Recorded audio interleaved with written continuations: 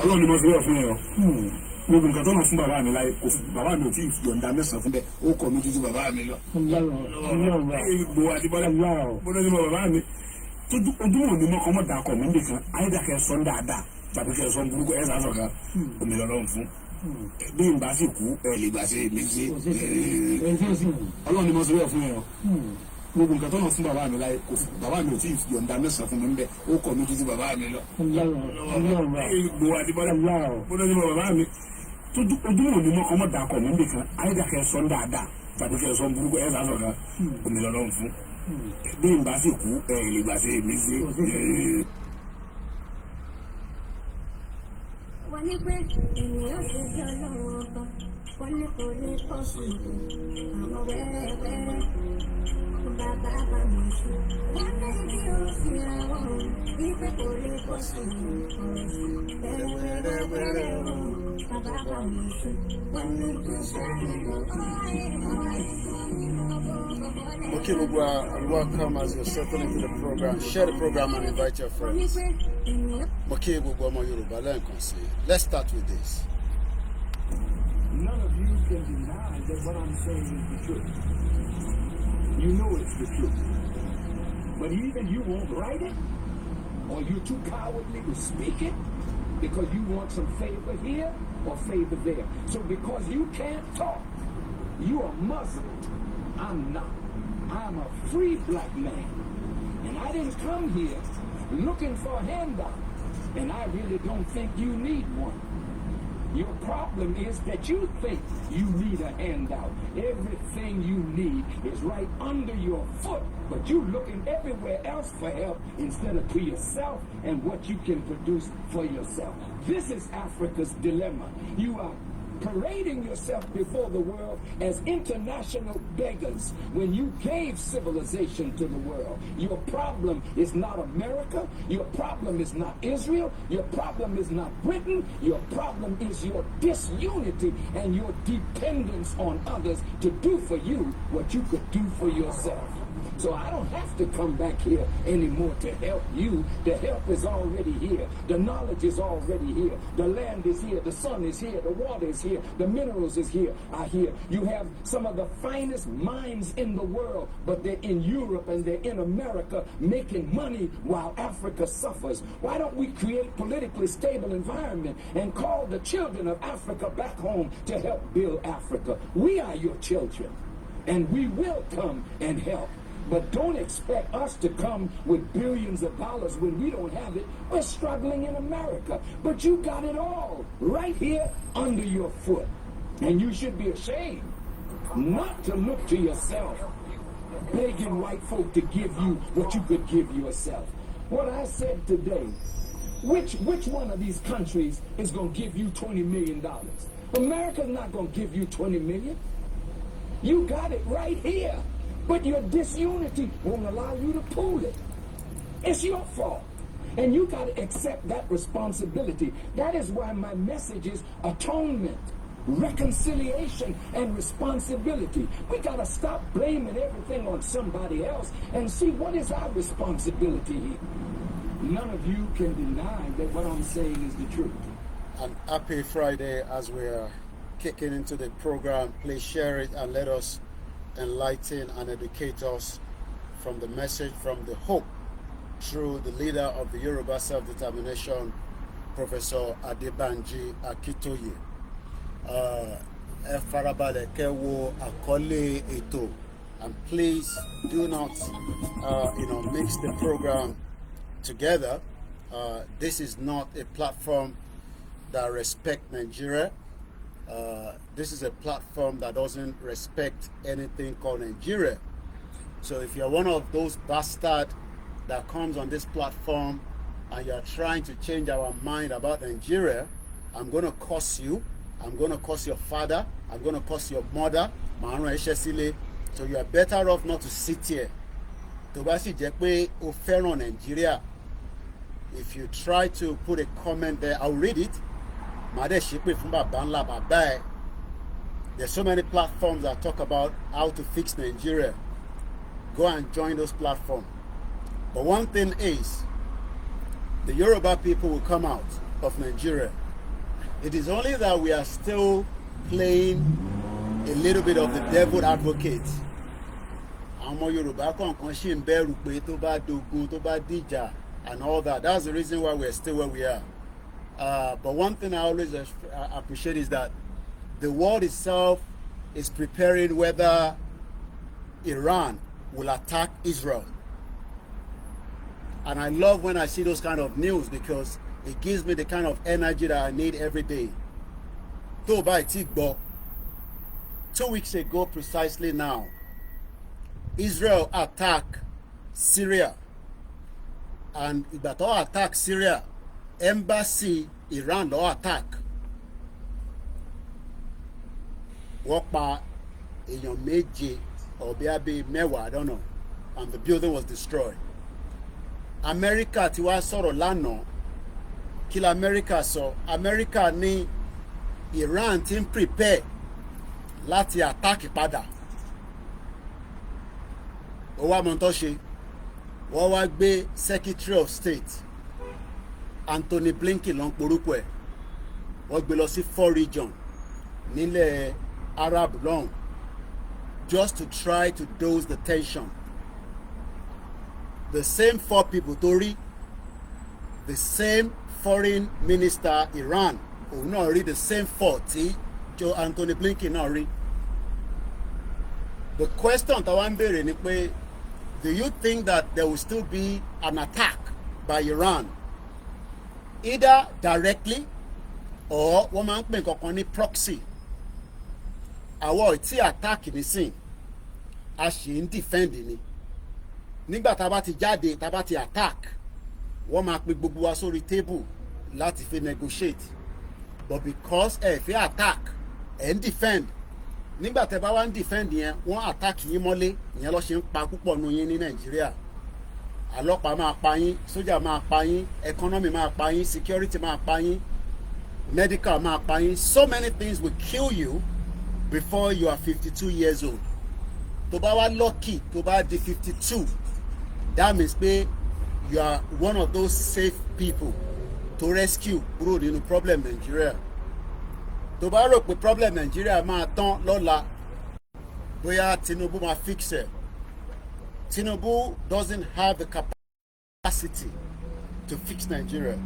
So don't waste your energy, don't waste your time trying to think that Tinubu will come and fix Nigeria. So let's start the program slowly and slowly. Mo kí gbogbo wa lẹ́ẹ̀kan sí, and I appreciate many of you that have joined and many of you that will watch the program in the long run. My name is OLAYOMI KOIKI. I am not new to any one of you. After 3 years, at least you know where I stand. Bó bá ń wẹ̀ kò jẹ́ káwọn Nollywood kó sọ fún ẹ pé àwọn fix in Nigeria. You can see what has happened in the last couple of days. Do I pity anybody? No. People die every day around the world. But if you are still one of those promoting Nigeria, you are likely to die promoting that unity tí kò ní wá sí ìmúṣẹ. Because we are not going to unite. Kò sí bí àwa tí Igbo máa unite. Kò sí bí àwa tí Hausa ṣe máa unite. Nobody is going to unite. So if you are still thinking that one day there will be one unity, okay? That there will be one unity, you are crazy. Orí ò pé. Torí bàbá ẹ̀ bá pé bàbá ẹ̀ gan sọ fún ẹ pé Nàìjíríà máa dá. Bàbá ẹ̀ mọ̀ pé Nàìjíríà ò ní dá, but kò sọ fún ẹ. Èmi ni mo lè tó bẹ́ẹ̀ láti sọ fún torí bàbá ẹ̀ ò ní balls. Mo ò ní ránṣẹ́ sí ìyá ẹ̀, but bàbá ẹ̀ tó jọ́kùnrin bíi tèmi kò ní balls láti sọ fún ẹ pé Nàìjíríà ò ní dá. Because àwọn great grandfather tí wọ́n náà sọ the same thing. Now interfaith treat nírọ̀lẹ́ ká tó máa wọnú ètò àìtí wọnú ètò in case tó o bá àìtí mọ̀ kíkọ gbèsè ẹ létí. The headline was out yesterday tí mo mọ̀ pé ẹ̀ kí n ka paper ẹ ti wà stressed out nínú Nigeria, so most of you don't have the time to read the newspaper. Púpọ̀ yín fi jápa. Mo máa ń sọ I don't do visa but lọ sórí gov.uk oríṣiríṣi visa wọ́n tó sínú bẹ̀ èyí tó bá lè rí láti fi wọlé. I don't know about that but ó wà níbẹ̀ oríṣiríṣi list of visa. Má pè mí lẹ́yìn bàbá Koiki mo ní ìdówó láti ṣe visa. Èmi gan ní family mi tí mo fi kó wá tọ́ ìtì fún ní visa. So tó bá dẹ̀ lọ́mọ kan tó ń sọ fún ẹ pé Koiki lòun bá ṣiṣẹ́ ó máa bẹ́ẹ̀ ṣe visa. Tó bá ti sanwó agent ó sanwó ọmọgọ̀ nìyẹn. Wojú mi dáadáa mo ń ṣe visa agent. Àwọn ọmọ 23 24 àwọn ọmọ tó ti pé 30 years old tọ́ṣẹ̀ bẹ̀rẹ̀ ayé wọ́n ti wà ní club nísìn wọ́n ti ń lọ sí club báyìí. Àwọn ló ń make a decision lórí ilé ayé wa nígbà tá a bá ti apply for visa. Wọ́n máa wò báyìí which country èyí tó bá ń lo glasses á gbé glasses ẹ̀ sójú báyìí. Nàìjíríà náà fi jápa àwa wo document ẹ̀ ṣolúwọlé ni ṣé authentic ni ṣé original ni. Sórí èyí tó bá wá lù ẹ́ tó bá stamp ẹ̀ kò ń ṣe pastor ẹ̀ kò ń ṣe imam kò ń ṣe babaláwo ó kọ̀ ohun ọmọ yẹn kó stamp ẹ̀. Bó bá gbé passport ẹ̀ lọ sí ọ̀dọ̀ àfà tó ṣàdúrà lé lórí kò guarantee visa o. Document ẹ̀ ó gbọ́dọ̀ pé dáadáa. Tó bá jẹ́ pé student wá gbogbo university báwọn sọ̀rọ̀ o need anybody communicate pẹ̀lú wọn ṣàgbọ́yìnbó kọ lẹ́tà sí wọn email I want to come and study what is the process wá send ẹ̀ sí ẹ wá kà á. Tó bá ti wá ní 53 million kò wá ń ṣe gbogbo owó yẹn lọ máa ń gbà lẹ́ǹkan náà wọ́n máa ń gbà díẹ̀díẹ̀ máa ń gbà díẹ̀díẹ̀ wá communicate pẹ̀lú wọn o need agent okay ìyẹn mi pa àwọn agent ò ní ṣiṣẹ́. So torí ẹ̀yin tí ẹ ti ń send message pé ẹ fi jápa yes tó bá lè jápa but tí gbogbo wa bá wá jápa àwa kan ṣì ń padà lọ́lé ká ṣe máa fa in tó ní tán lẹ̀ torí tá à ń fà yìí in tá à ń fà lọ́wọ́lọ́wọ́ yìí a máa fà débi pé àtàkà méjì wọ́n máa gbára wọn lórí field. Ó ṣáà wo Champions League èmi náà wò torí bí Arsenal àti àwọn ọlọ́jọ́ play àti Man U àti Real Madrid Arsenal ti kini ọdún àti Barcelona win lánàá torí pé máa ń gbára wọn lẹ́sẹ̀ àwọ̀ ìtì gbára wa lẹ́sẹ̀ torí pé òmùgọ̀ ni wá òmùgọ̀ Fúlàní ń gbá wa lẹ́sẹ̀ wọ́n ń gbá wa lẹ́sẹ̀ àwa wá lọ ń complain fún referee pé wọ́n ń gbá wa lẹ́sẹ̀ torí pé oríwọ̀ pé torí wa bá pé ni ẹni tó bá gbá lẹ́sẹ̀ ìwọ náà máa gbá lẹ́sẹ̀ padà. Referee wa fẹ́yìn méjèèjì ní red card ẹ̀ sá kúrò lórí pitch bomb bastard. A ṣe ń wọnú ètò lọ ni aago 5 àbọ̀ ló ṣẹ̀lú wẹ́dà ti da díẹ̀ a ti wà ní ibi tá a lè ṣígẹ̀ sílẹ̀ pẹ̀lú àwọn gbọ́dọ̀ máa ṣígẹ̀ sílẹ̀ tó yà wá ṣígẹ̀ sílẹ̀ ẹ fẹ́ wo bí a mo ní gbẹ́rẹ́ lára bí a wọ́n gbé kankan sí mi nígbà àyà ẹ̀yin bomb bastard kò ní da fún àbàbà ẹ̀. Ìgbòho mo kí ẹ níbi tó bá wà mo kí bàbá Akíntóyè a ṣẹ̀ fẹ́ wọnú ètò ni bàbá dẹ̀ máa wọnú ètò ó ní bá ṣe máa ń wọlé wà wá wọlé báyìí pẹ̀lú kíni pẹ̀lú ti Koikimedia farabalẹ̀ tó bá ní data lọ ra data èmi kọ́ ni problem Nigeria èmi kọ́ mo create Nigeria problem okay. Koikimedia, we're bringing the world closer to your doorstep. Koikimedia, Koikimedia, Koikimedia, We bringing the world closer to your doorstep. Koikimedia, Koikimedia, Koikimedia. We bringing the world closer to your doorstep. Yadaida,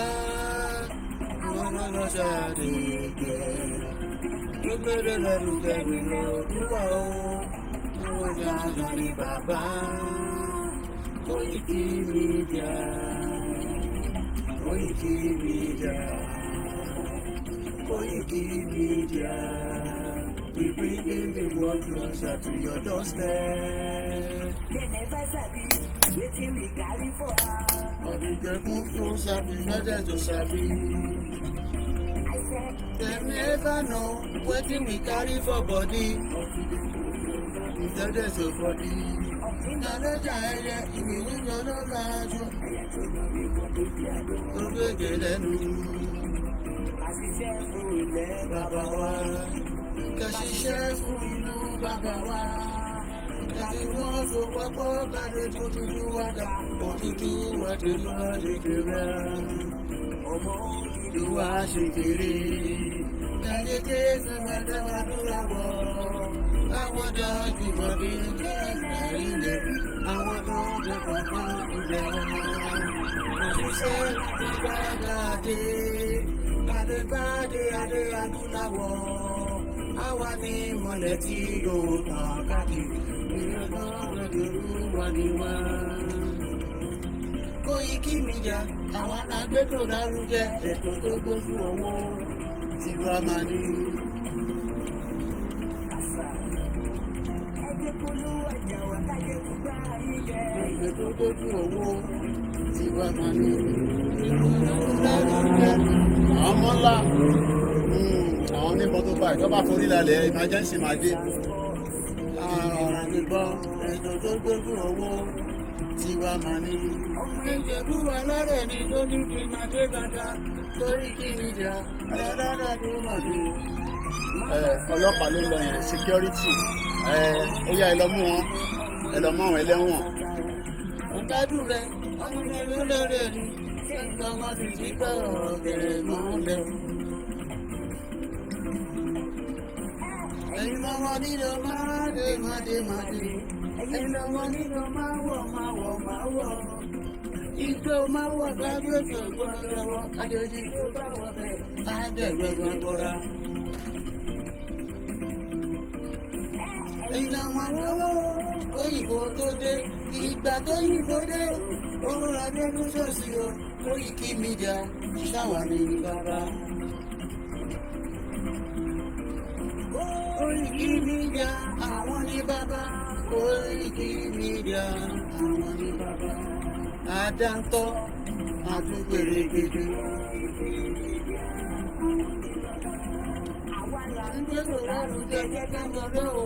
Koikimedia àwọn ní bàbá. àkújà fẹ́tọ̀ ilẹ̀ wa fẹ́tọ̀ ilẹ̀ Yorùbá. ọmọ Òdùwà ni wá o tọkàntọkàn. Koikimedia àwọn ní bàbá. ikú tí ó ṣe nílé mi ò sí àdínú bàbá yọ. Koikimedia àwọn ní bàbá. we bring you up closer to Your doorstep. Koikimedia àwọn ní bàbá. Afẹ́fẹ́ tó ń fẹ́ òun tó pọ̀ gbogbo lára ni. Àgbèrègbèdé Olódùmarè ló fún wa ṣe. gbogbo ayé ẹ̀kọ́ àwa ni bàbá wa. Ọlọ́pàá ó yá fáyà ọlọ́pàá. bọ̀ wá ẹgbẹ́ polówó ọjà yìí wá. Koikimedia àwọn ní bàbá. Òtútù àlàyé dání òtítọ́ làgbé dání. Ìrìnsọ̀dà rẹ̀ láti ṣe ní gbèjà. àwọn ní bàbá. Gèdè. Àwọn ní bàbá. Koikimedia, we bring you one closer to your doorstep. Àwọn ní bàbá. Koikimedia is around. To give us latest. To give us latest. Ladies and gentlemen, Ẹ mú kalẹ̀ sílẹ̀, ẹ tẹ́tí ẹ gbọ́ ètò tó tóbi gbogbo. ladies and gentlemen, Ẹ mú kalẹ̀ sílẹ̀, ẹ tẹ́tí ẹ gbọ́ ètò tó tóbi gbogbo. Koikimedia is around. To give us latest. Once again, a very good evening and welcome. Because of fuel has gone up, Okay, food and other prices have followed it. okay, Households okay, and businesses okay. struggling. Things seem anxious and uncertain. I understand Okay. the hardship Okay. you face. I wish there were other ways, There's no other way. but there's not. There's not. There can never be any other way. A very good evening to my Biafra brothers and sisters. Shout out to the Ambazonia. Good evening to those of you in Wales that wants to be free. Good evening to those of you in Scotland that wants to be free. Good evening to Yoruba that wants to be free. And if you still want Nigeria, you're a bomb bastard because you don't understand what is the meaning of one Nigeria. Let's play the Yoruba anthem.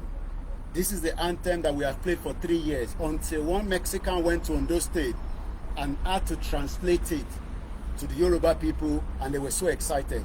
Let's even listen to this before the anthem. Igbowo Sha. Navy blue shirt. Jekomo. Jekomo. You don't see Igbowo. Igbowo. Igbowo. You don't see Igbowo. Igbowo. Igbowo. Igbowo. But you are confused. The love is too much. The love is too much. Jekomo. Jekomo. Jekomo. Let's listen one more time. One more time. Navy blue shirt. Jekomo. Jekomo. You don't see Igbowo. Olówó àmbẹ̀ yẹn. Igbowo. Igbowo. You don't see Igbowo. Igbowo. Igbowo. Igbowo. Igbowo. Igbowo. Igbowo. Okay? Àgùntàn tó pa nìyẹn. Olówó àlẹ́yìn Igbowo. Love is too much. We're getting there.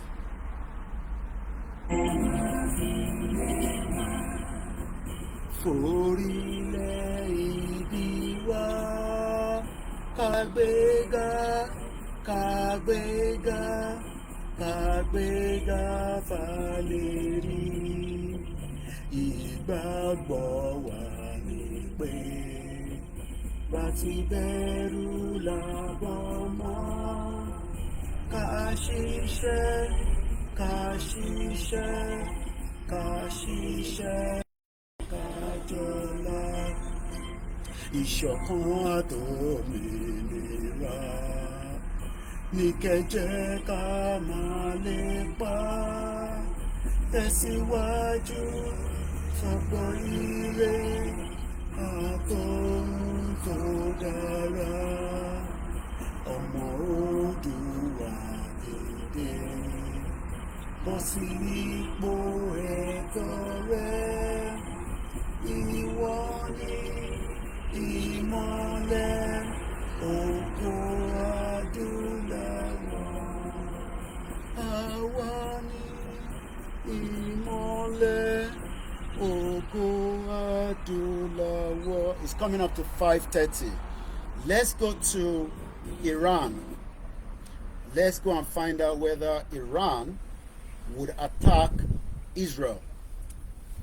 And we're going to use my sister broadcast, Paliki Sharma, to say whether that is going to happen or not. Once again, a very good evening and welcome. Please share the program and invite your friends and family to join us if they can. My name is OLAYOMI KOIKI. I am one of your campaigners for the right to self-determination. Self-determination is an inalienable right, and that right will be respected by the international community and likewise everyone that cares to know. Whether you agree or not, Nigeria has come to its expiration, but many of you do not want to accept. So what we're going to listen to now is the beginning of whether Iran will attack Israel. Many of us, we have been attacked by the terrorists in Nigeria, but we are crying out, and it seems our representatives are not listening. They refuse to listen to us, and that is the reason why the attack continue frequently.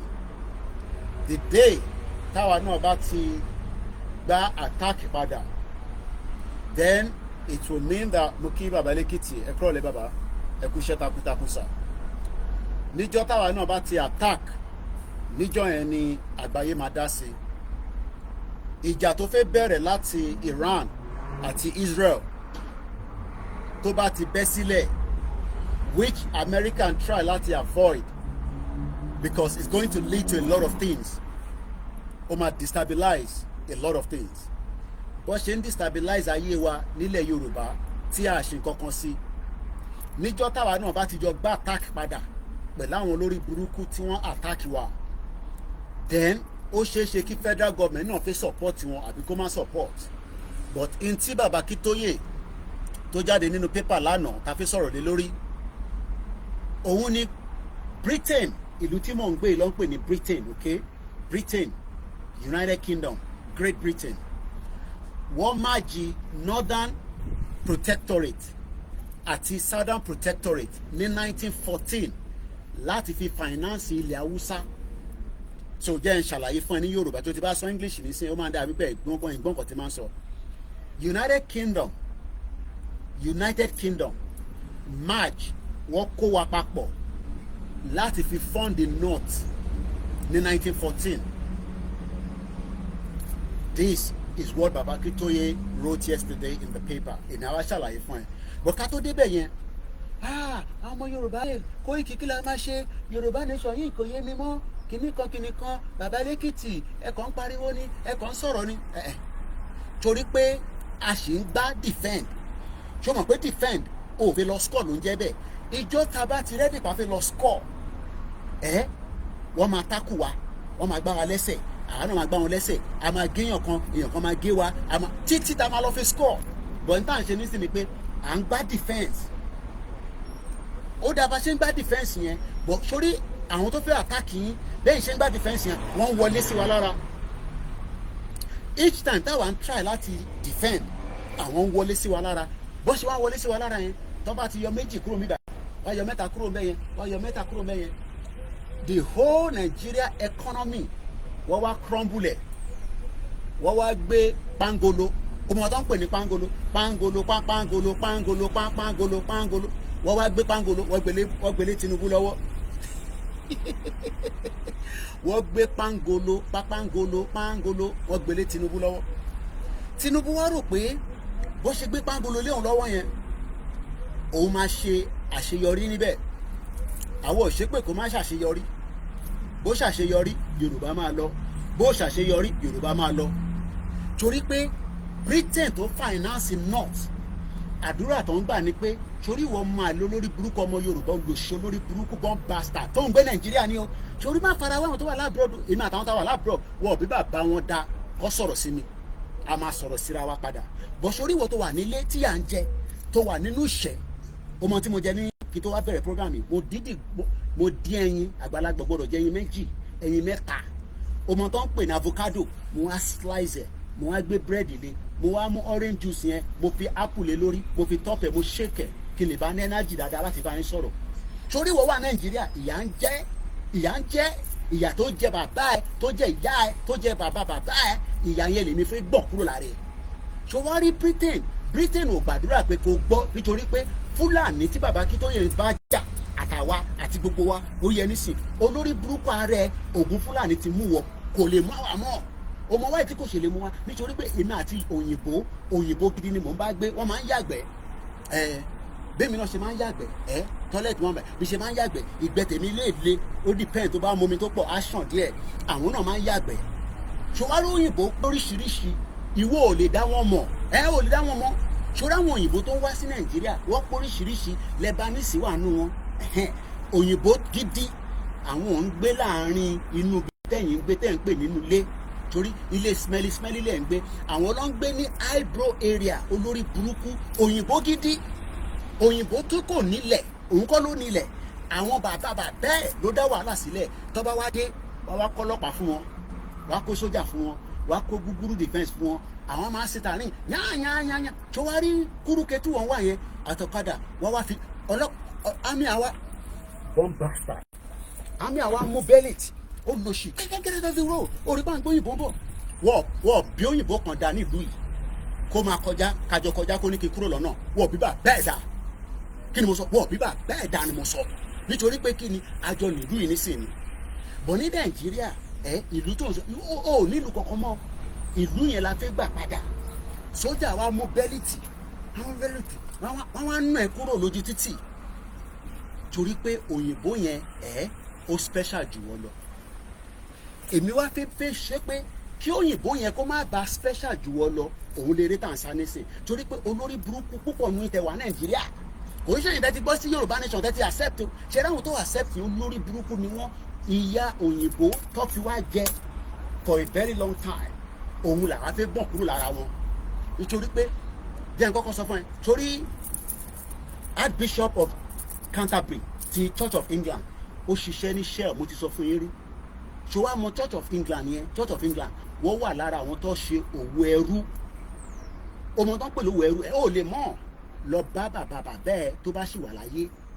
kò ní kó sọ̀tàn fún ẹ 500 years over 500 years 100 200 300 400 500 years lọ fi gba ilé ayé kúrò lọ́wọ́ wa wọ́n wá gbóríṣiríṣi lé wa lọ́wọ́ wọ́n wá ń ta ẹrú síta ìyẹn lèmi wá ní ká gbọ̀n kúrò kò wá ń ṣèmi nìkan bàbá lẹ́kìtì Yorùbá World Media gbogbo wa ẹ jẹ́ ká kọ́kọ́ gbé yín lọ sí Iran ọmọ kẹ́rin mo sọ fún pé bíbá ní international platform torí èmi mọ́nítọ̀ tó ń lọ nígbà àgbáyé torí ogun tó bá ṣẹlẹ̀ níta ó ṣeé ṣe kó sọ̀kalẹ̀ sísàlẹ̀ lọ́dọ̀ tiwa náà torí pé ọ̀rọ̀ tá à ń fà yìí tẹ́bá ní kò ní dìjà ó máa di máa bá ìjà gidi ó ń bọ̀ ṣọwárí ìjà yẹn ó ṣeé ṣe pé láti ta ló ti máa ta wá Ukraine àti Russia wọ́n ti ń gba sí fúnra wọn láfíríkà kò yẹ nísìn wọ́n ti jọ ń gba ò lè mọ torí pé òní náà wọ́n ti jọ ń gba sí fúnra wọn láfíríkà ṣọwárí ti Iran yẹn èmi ń gbàdúrà pé kó explode àdúrà tèmi ń gbà nìyẹn kí Iran kó explode kó attack torí pé kí ni ẹ̀yin tẹ́ ẹ̀ fẹ́ gbọ́ yẹn wàá mọ̀ Koiki ìbẹ̀rẹ̀ ogun la mọ̀ àmọ́ parí ẹ̀ ànímọ̀ parí ẹ̀ but at least kò ní sí nǹkan tó ń jẹ́ Nàìjíríà mọ́ farabalẹ̀ kó gbọ́ nǹkan tó sọ ní analysis nípa Iran àti Israel ní sùúrù ya kọ́kọ́ gbé ẹ lọ síbẹ̀ oya gbóhùn sókè my beautiful wife ìyàwó mi kẹta nìyẹn torí pé Indian lòun wà mo sì máa ṣeré lọ sí Indian àwọn ni the 5th largest economy àwọn ọmọ Nàìjíríà wà níbẹ̀ lọ́bìnrin tó ń ṣe níbẹ̀ ẹlòmíì inú factory ló wà tó ń ṣe safety pin ẹlòmíì wà ó kàn bá wọn assemble kankan ní India gbóhùn sókè. Because the indications are all there. US and Israeli forces are on high alert. Iran is talking about punishing Israel. Flights on the route are being cancelled and frantic diplomatic. Sorry, èmi máa ń láìkí in tó máa jẹ́ kí Nàìjíríà tó máa divert gbogbo plane yẹn tó máa divert lọ sí Ghana àti Benin Republic. Ó ń bọ̀ níjọ́ yẹn. How are you? Well, it's summertime. I can only say thank God. I'm enjoying it. Neighbor mi nìyẹn ń lọ ra oúnjẹ ajá ni oúnjẹ ajá ló máa lọ rà oúnjẹ ajá ni oúnjẹ ajá ló lọ rà wèrè oúnjẹ ajá ó ti sọ̀kalẹ̀ nísìn àwọn ajá wà nílé ajá méjì ńláńlá ló ní ó gbọ́dọ̀ fìdí wọn máa fìdí wọn sórí ìjọ tí wàhálà bá ti ṣẹlẹ̀ gbàgà ní Nàìjíríà àbí tó ti ń gbọ́ fìrí tí eérú yẹn tó ń rú sókè ìjà ò tí bẹ̀rẹ̀ ní Iran airline ti ń divert báwọn lọ síbẹ̀ mọ́ o ò tí ì mọ̀ nǹkan kan tó ń bọ̀ sórí ariwo tí akọ̀ṣe ń pa yẹn ẹ jẹ́ ká push ariwo yẹn díẹ̀ ẹ ká change gear yẹn ká gbé sí 3 ṣé 3 ló wà nísìn ẹ jẹ́ àjù sí 4 tábà jù sí 4 tábà jù sí 4 ariwo yẹn á ta síta airline kọ́kọ́ divert wọ́n ní nǹkan kan fẹ́ ṣẹlẹ̀ nàìjíríà fáwọn ò lọ sí nàìjíríà but wọ́n sì ń wá nísìn nítorí pé àwa ń gbá defence àlọ́ attack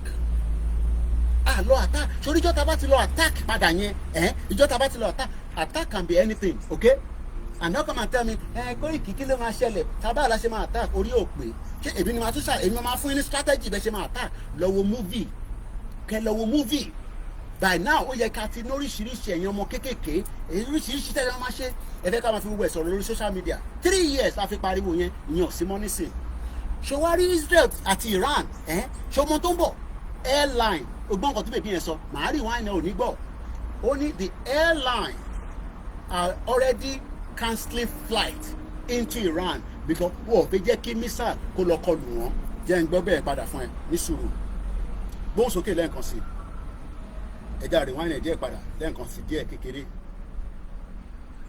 just a little bit ti lọ sẹ́yìn jù yeah àgbọ̀ láti bẹ̀rẹ̀ game. As Russia intensifies its offensive. In South Korea, the opposition sweeps the National Assembly elections. The leader of the ruling party resigned. Bí ṣe máa ń gbọ́ lójoojúmọ́ nìyẹn mo ò lè mísẹ̀ mo gbọ́dọ̀ gbọ́n tó ń sọ. He has 3 years left in office, but the results have turned him into a lame duck president. Headline ló ṣe ń sọ headline sentenced to death in Vietnam. Death eléyìí jalè ní wọ́n sentence ẹ̀ sí death wọ́n pàdánù ẹni bá jalè kọ́ pàdánù.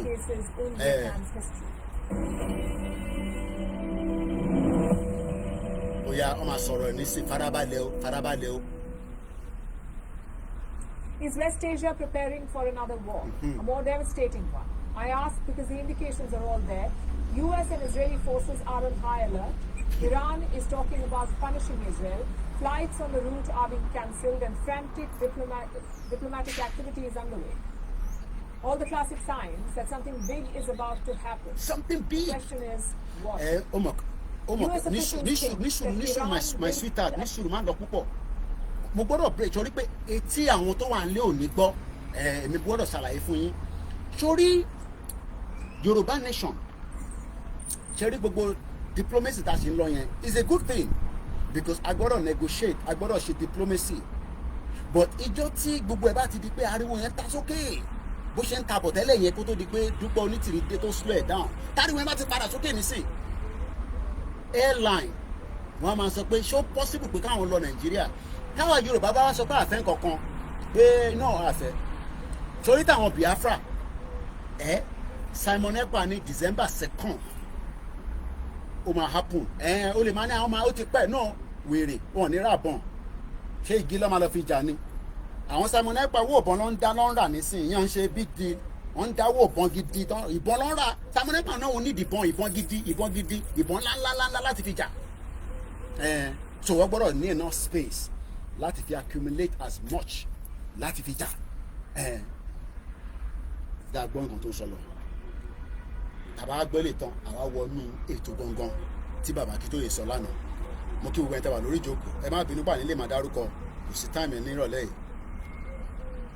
gbóhùn sókè my sweetheart. Iran will attack Israel. Could be a major missile strike or a drone attack, and it's a very confident assessment.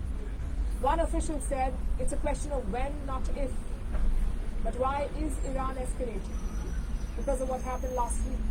An Israeli strike hit the Iranian consulate in Syria. 7 Iranian soldiers were killed, including 2 top commanders, and since then, Iran has vowed revenge. Their supreme leader repeated those threats on Wednesday. He used his Eid speech to target Israel. Embassies in any country are considered part of the soil of the country that owns them. When they attack our consulate, it's as if they attacked our land. The wicked regime made a mistake in this case. Now, ṣàlàyé bẹ̀rẹ̀ fún ẹ. Mr. Koiki, hey, ẹ wọ́n tó attack wa níbí báyìí o. So, tó bá attack yín, we expect our governors to activate. Since táwọn governors will activate, mo ní bí akáko lọ bá àwọn ọba ká lọ máa gbé níbẹ̀. Because we cannot sit back and fold our hands and allow attacks to continue. Kò wá ń ṣe attack Fúlàní lè ní wà concern about anymore. Sórí attack tó ń fún wa lórí economy ilẹ̀ Yorùbá ó ti sọ gbogbo wa di so many things that we cannot even talk about. Kò wá ń ṣe léni ló ti ń ṣẹlẹ̀. Ẹ jẹ́ ká gbé ti Israel yẹn sílẹ̀, máa padà wá. Mo kàn fẹ́ fún yín ní insight. Torí tí bá sọ pé ìjà máa ṣẹlẹ̀ pẹ̀lú Israel, gbẹ̀lẹ́ máa lọ ní kí lọ mú evidence wá. Ẹ ti gbọ́ látẹnu specialist ni. Èmi náà ní specialist ni. Now, let's dive into the program a little bit. Why did Britain finance northern part of Nigeria using our own resources? Why? Kí ló dé? Kí ló dé tí Britain tí wọ́n finance north but owó tọ̀dọ̀ tiwa lọ́lò?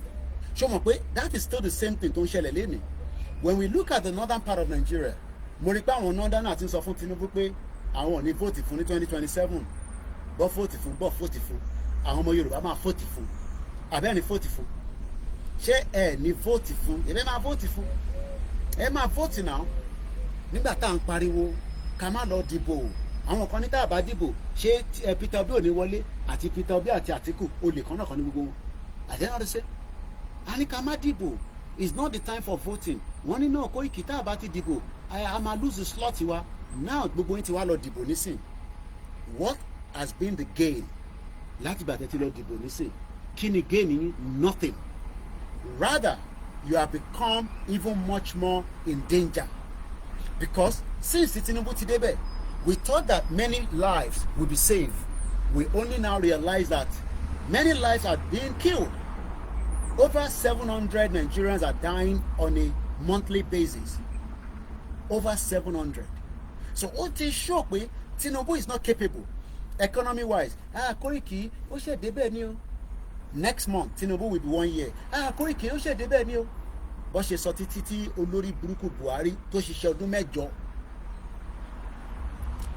Britain merged Northern and Southern Protectorate in 1914 to finance Northern Nigeria with Southern resources. Historian Professor Adebanji Akintoye. Let's read further. Ìnáwó bá ń ṣe analysis ẹ̀ lé lórí. The historian allege, kò sí kankan tó ń jẹ́ allege, is a fact. But paper máa ń fẹ́ play àwọn, à ń lo àwọn òyìnbó wèrè kan, kí ló ń jẹ́ allege? Every indication, every indicator, ọmọ tó ń pè ní indicator, mọ́tò tó dúró nísìn wọ́n bíbà bẹ́ẹ̀ dá kó jáná. Ọmọ why? Because ó ti show red. Ó gbọ́dọ̀ respect àfọlọ́pàá nìkan. Ọlọ́pàá náà jẹ́ ó gbọ́dọ̀ make sure pé wà on call. Ọlọ́pàá tó bá sí on call tí bá rí tó bá jáná, mo gbọ́dọ̀ take a picture ẹ̀, máa complain pé kí ló dé tó jáná. There's nothing called allege. Nigeria was financed by Britain using the southern wealth. And when you look at it today, let's even look at it today. Many of the wealth that is around the southwest, whether it's the southeast or the southwest down bottom line or the middle belt, who is enjoying it today? Who are those enjoying those wealth? And who are those responsible for the caretaking of that wealth? I'm talking about the oil wealth. We have oil wealth as well in Ondo State. We have all those resources across all the southwest.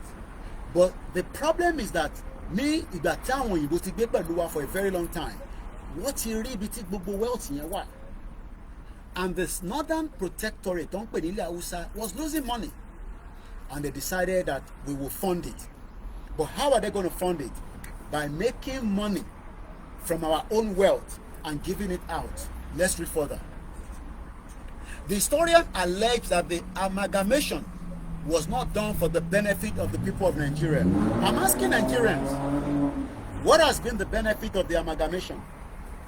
You one Nigerian, come and tell me. Come and argue with me. What has been the benefit? Like Dele Momodu was asked by Mazin Amdekanu. What has been the benefit? Oh, the Igbo people are the most intelligent people. They are the most intelligent people, but we cannot agree with them because we are not one. and we will never be one because we don't like each other. It's just a fact. Go on Twitter or X and see how the tó bá mọ báwọn ọmọ Igbo bọ́n ṣe máa ń bú Professor Wọlé Ṣóyínká wàá fẹ́ gbébọn kan yìí fún wọn. Tó bá mọ bí táwọn Yorùbá náà bọ́n ṣe máa ń gbé àwọn tiwọn náà ṣépè wàá fẹ́ lé ní kí ló ń ṣẹlẹ̀. It's because Britain knew that if we are standing separately, we will flourish. We will have Thai, Japan, and America. Ó wà nínú audio tá à ń play lọ́lẹ́ nǹkan yẹn. They've come together more.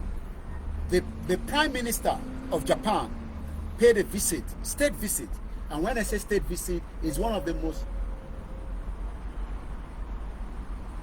most highly prepared event for someone that is highly important. Do you know how many deals were signed between Japan and America? 70 military deals, military parts. So if we have been separate, we will have parts with the Biafra. We might have parts with the North, and we might have parts with other African countries. But most of you don't want that.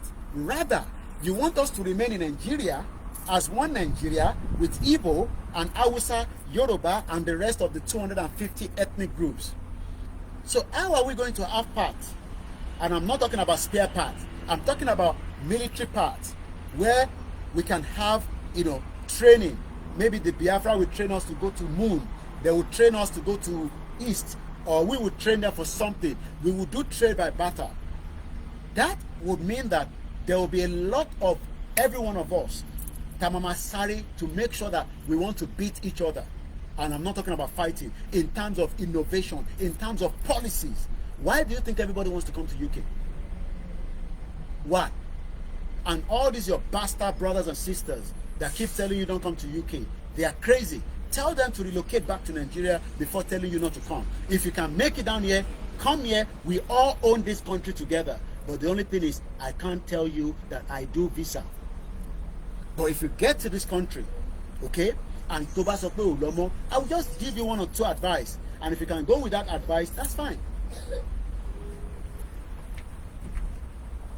What happened? Okay.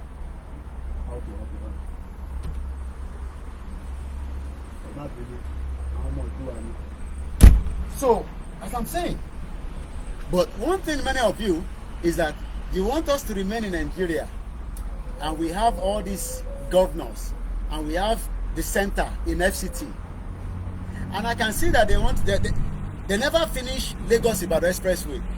They say they won't build coastal way or whatever from Lagos to Calabar. Crazy country. 20 years, Lagos-Ibadan Expressway have not been completed. They are already talking about one road from Lagos all the way down to Calabar. When we are separate countries, we will challenge each other. We will task each other. We will give ourselves a race. Just like, do you know that Abu Dhabi, Ongbe, UAE, Ongbe Wasari? Do you know that there are 7 Emirates? We don't know because we only know United Arab Emirates. But there are 7 of them, and each of these 7 Emirates, one challenge around. Every one of them is running so that they can prosper than the other. Even though they are all one family. I was listening to Abu Dhabi trying to bring as many hedge funds and what only why invest, and they are looking for about 1.5 trillion US dollars. Tabadaduro in different countries. We would also be working hard. And yesterday, the news as well yesterday, all the central banks, as much as possible, they are buying gold. They are keeping it, reserving gold, especially China, because nobody wants to trust the dollar, because the dollar is becoming one of the biggest problems. And I'll tell you why. When the fight between Russia and Ukraine started, do you know what the West did? Russia ninita, and I'm talking about close to 320 billion US dollars, and I'm not making this up, okay, bastard, because by the way, almost 320 billion US dollars. Over Russia, what best said later. Russia is just that is a very strong country. Collapse. If not say Russia be strong, Russia for don't collapse. Because imagine how they were able to make all the money that Russia owns outside in the West, you know, because every one of them have different money around the world for doing exchange, buying, selling. You know, I'm sure you know what I'm talking about. What am I trying to say? If we have 8 countries break away from Nigeria, within 20 years, we will be able to, coastal road, what is a coastal road? They never finished Lagos Ibadan Expressway. They're talking about coastal road. I will not mention names, but so what I'm trying to explain is that by the time we break out of Nigeria and stop looking for unity, because I will unite with the Biafra because they want to go, as they are asking for their right to self-determination, which is an inalienable right. I will also support the Arewas if they want to go. I will support the Edo, and nobody must force anybody to join any country. If anybody wants to stand on their own, let them go and stand on their own. It will be a challenge for every single of those countries to run very fast so that we can develop, we can train, we can compete with each other.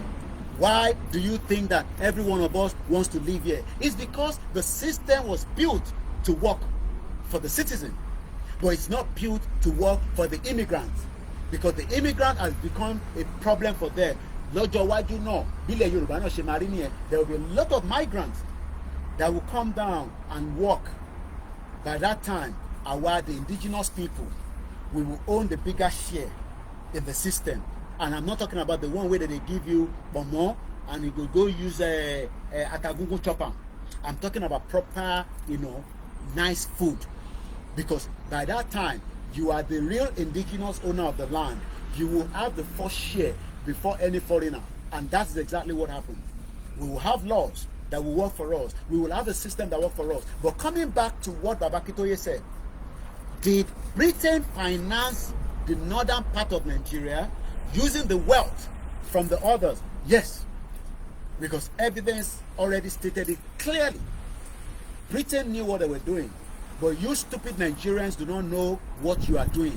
You are still trying to fix a country where you will never find love among all the ethnic groups. It does not matter whether your brother marry Hausa, whether your mother marry, whether you have lived in the north for 30 years. That is not what we are saying.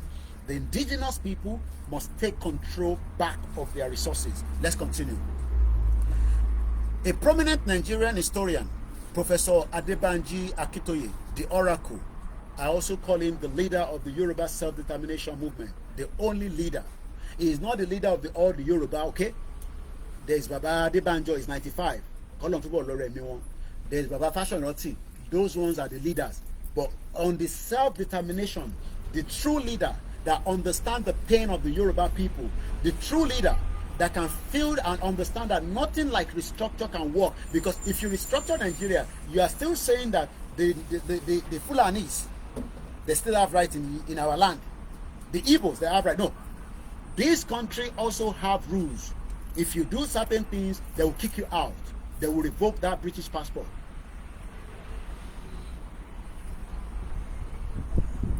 Professor Banji Akintoye claimed that the British colonial masters amalgamated Nigeria in 1914, basically to use the wealth from the southern region to finance the northern region. The former leader of Ilanomo Dudua worldwide, and he's not the former leader, he's still the leader. So I don't know how this paper, they mix all this nonsense and put them together. And he's also the leader of the YSDM, which stands for the Yoruba Self-Determination Movement.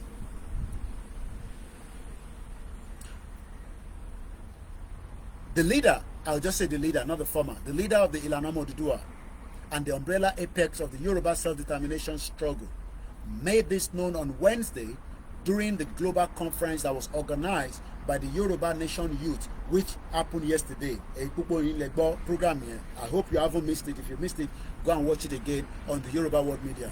My job is just to elaborate it because I am dealing with international audience. And my audience needs to know the reason why the Yoruba people are campaigning, just like I am also in support of the Welsh for their self-independence, the Scottish for their self-independence. And the Welsh people are having their next outing, I think on the 22nd of June this year, when they are coming out again in a big match, which I expect that the Yoruba people should be preparing to come out again. The historian alleged that the amalgamation was not done for the benefit of the people of Nigeria. I've asked again, was the amalgamation done for the benefit of Nigerians? I'm asking you. Don't look at me.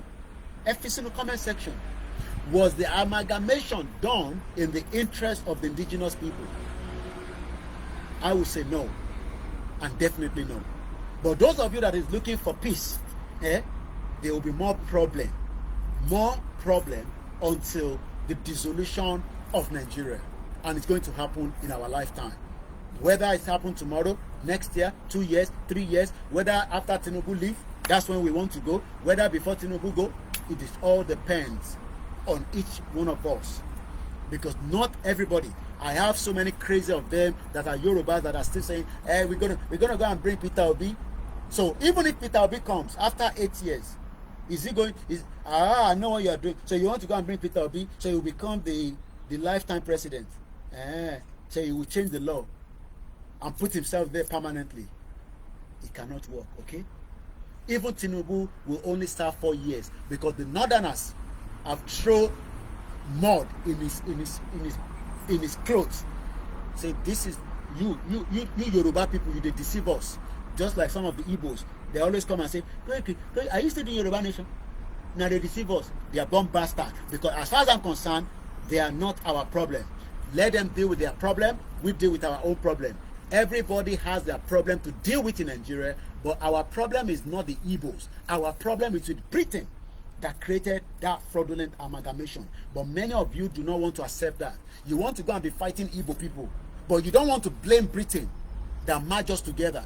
I would not have had any relationship with them if there was. Do you know how many countries around the world? There's 195 countries around the world. I don't have any business with any country that I don't have to have business with. It's the same thing. But because Britain, for their evil reasons, merged us together with the Igbo people, that's why we are fighting. That is why we are fighting each other all day. If Britain did not merge us together, we will not have any business with them. We will even make sure that we lock them away from our territory. And the one we won't come, we respect our land, we respect our society, we respect our constitution. It will be like that. Just like when you come here.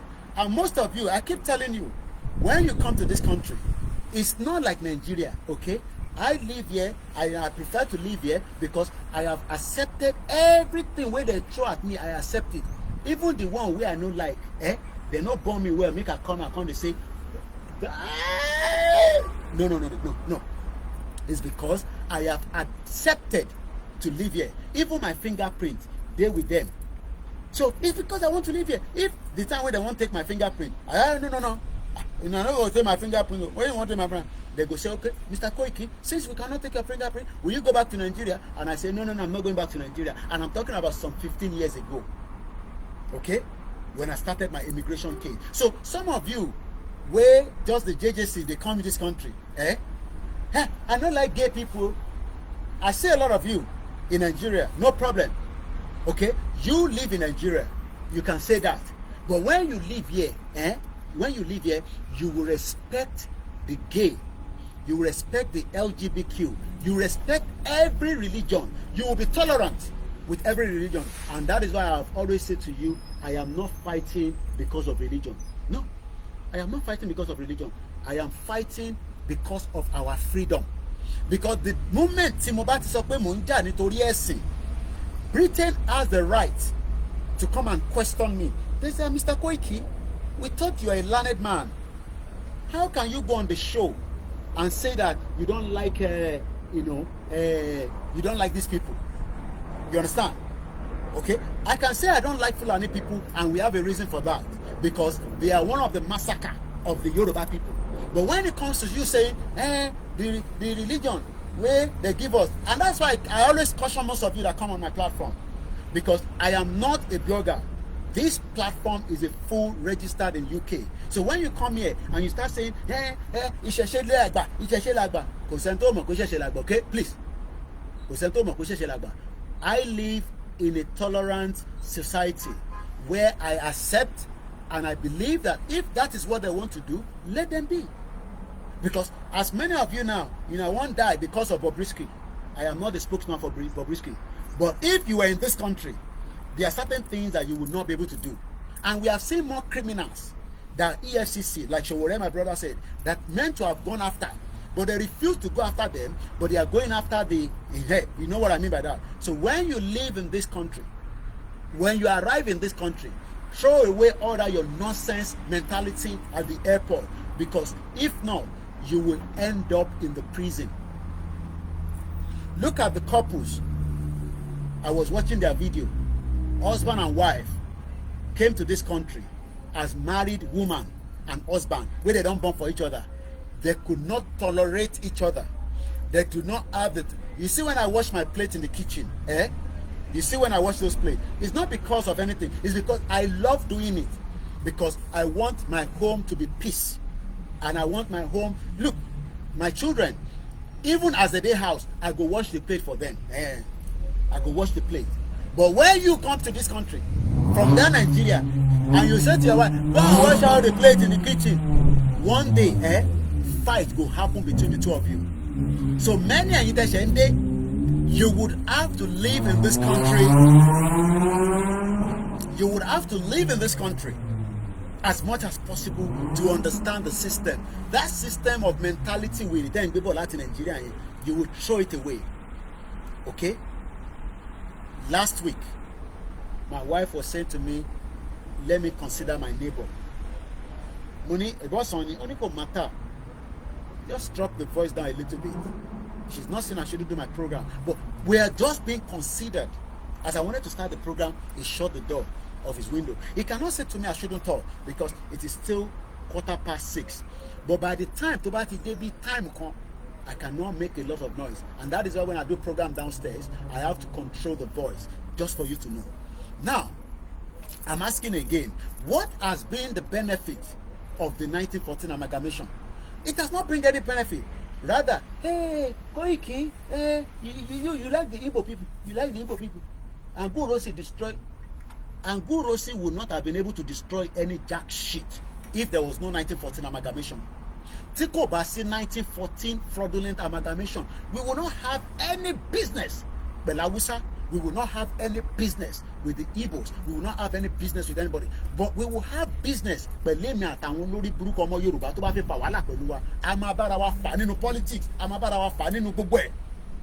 This country, right? Oyinbo people, they take anybody to court if they believe that they have a right. That is because it is their country. And they commit crime, and they also do not commit crime. But what I'm trying to explain is that Koiki, the regional government was good. Look, maybe we should not even have got regional government. That is just my own take. Because there would not have been regional government if Britain facilitated all this nonsense. All this nonsense that we are going through today, that we are fighting each other, we need to go back to the roots. And the root is to dissolve that shit-hole nonsense country where Britain created on our behalf. When we break away from Nigeria, Tobawa bi ọmọ Igbo kan da, Toba bi ba beda, kó ṣe ogun fake wá sílẹ̀ Yorùbá, ẹ̀wọ̀n la máa gbàgbé ẹ̀sìn, kódà a lọ gbé síbi tí àwọn family ẹ̀ wọ́n ní lọ visit ẹ̀. Then we will build some prison where nobody, we will be dropping them with helicopter. Baka, no road will reach there. But today, you cannot do that because Igbo will live in Lagos State, whether you like it or not, because they are part of Nigeria. Hausa will continue to live in Ibadan because they are part and parcel of Nigeria. That is what we need to first dissolve. The moment we dissolve that problem, it will then start looking into other areas. Okay, look, when UK exit European Union in 2016, some of the EU citizens were not going to be comfortable. They left back.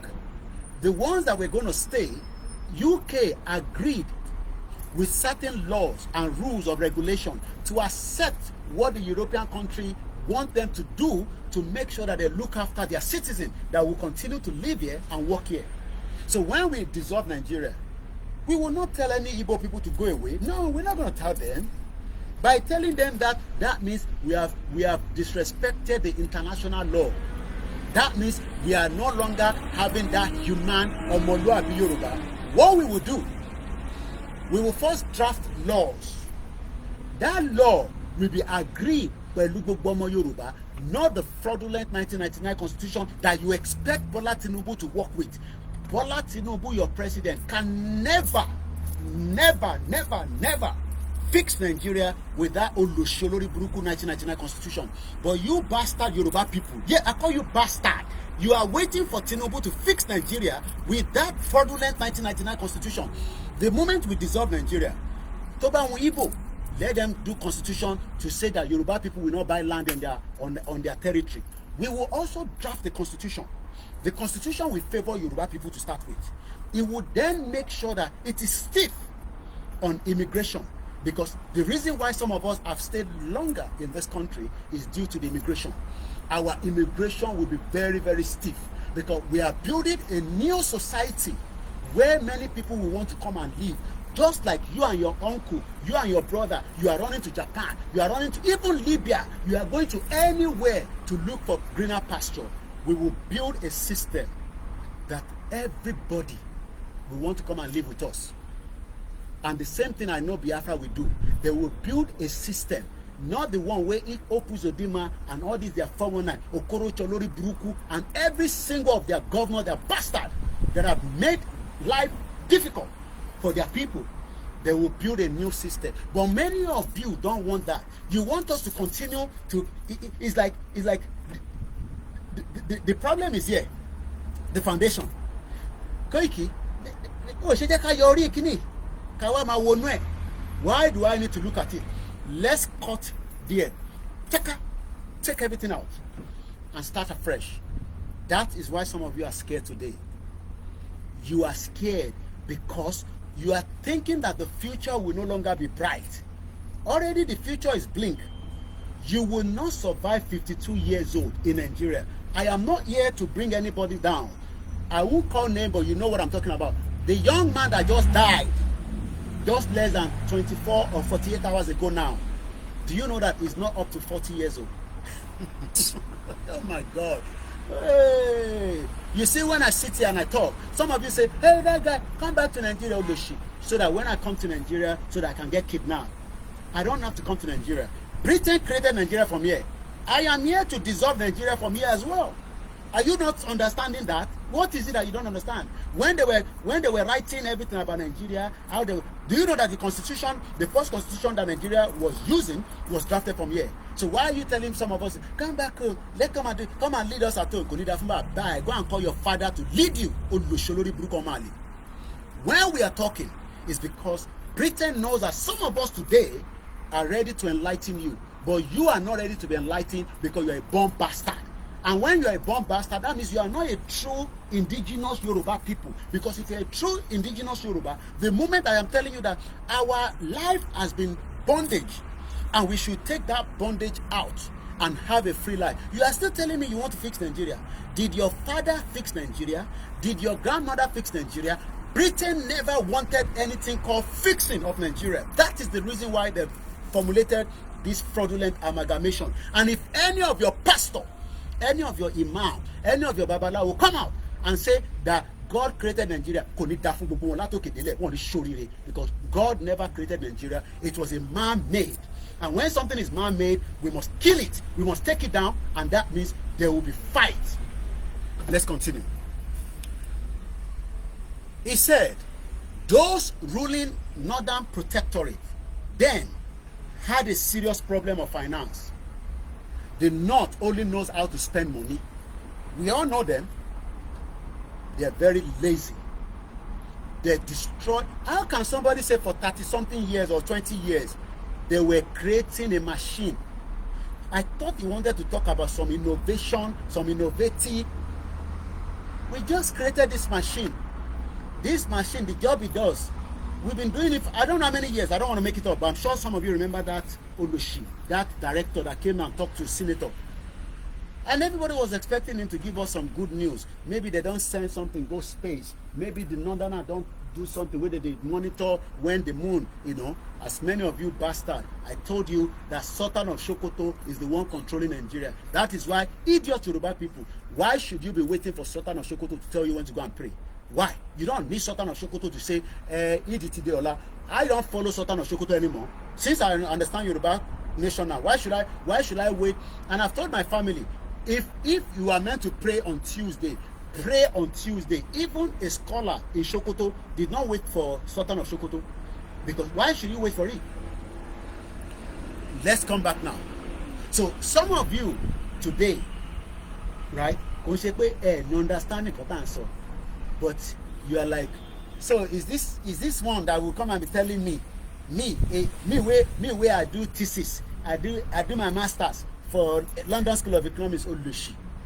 So when you do so you did not know that Britain created us. So your father did not tell you, your mother did not tell you. I'm telling you now. I am the one telling you now. So let us dissolve that messed up country. The North were not making money. The Southwest was making hell of a money, because Igbo people know how to make money. Even their pastor said it. They said as dollar they go up, Igbo people they make money, and we know all kind of money where they make, from drug money to anything doable. Just as Yoruba too they make money from fraud. I show you the one where I post. The Metro paper is downstairs. I show you, I posted it. Some of you read it now. A 24-year-old boy in Nigeria, a Yoruba boy, he once scammed a 62-year-old woman for UK. They say he be celebrity. Put the man picture on Facebook. The woman was talking to the guy until he realized that, send me your WhatsApp. From there he realized that, this is not Peter Jones. This is not Peter Jones. And you know what the guy said? I am hungry. I am from Africa. I am from Nigeria. There's poverty here. Give me money. That is how they've defrauded many people. Many of you were so happy when Hush Puppy, he will sit down in the hot water bottle. He'll be eating chicken.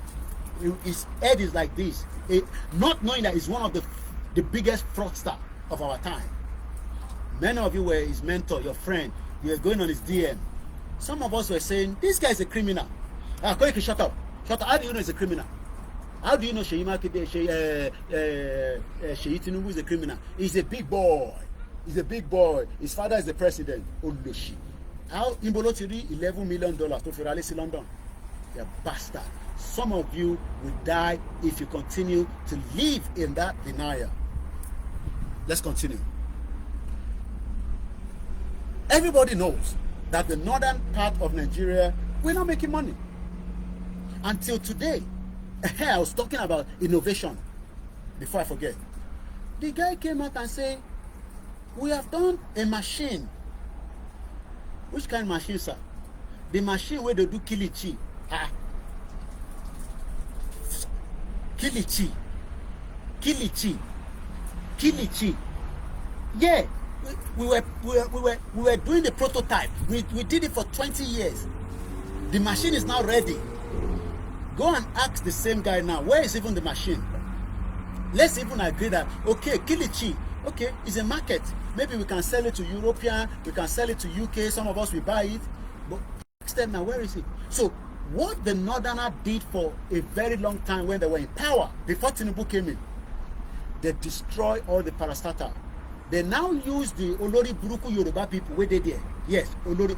If your father is one of them and your mother, die anymore. So, only shorire because Babe wa lara on civil servant to Jali only 419 father. Remember that woman that came and said, give me bribe so I can buy a brand new car. A Yoruba woman. They gave her bribe so that she can moto yeloma buy. So what the Northerner were doing in the ministry, and everybody knows this, they were using the Yoruba people who don't go read ahead. Yeah, they don't know one or two. You know, Hausa people, where they go now. If you say 1 + 1 to Hausa man, give me money. one of my mother, right? She has retired with First Bank. What she told me that went through in that First Bank, if I start with that tonight, we will not finish this program. Because she did not tell me in one day. She was telling me in series. She retired in the First Bank. The damage that they've done in Nigeria. You see all this your bank, they are just as empty shell. Nothing is inside. Empty shell. They have destroyed the banking sector. Go and ask Emir Sanusi Lamido. Bomb bastard. So the Northerners knows that the Yoruba people, they like money. The moment they give them some money, they will just open file. You know, they were the director. They were the director now. Not before Buhari came on.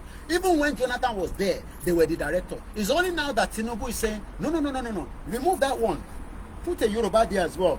Marginalization. The same marginalization that we are talking about. Oh yes, it might be interesting for some of you, but the moment Tinubu finishes his tenure, Igbo is not going to be the president.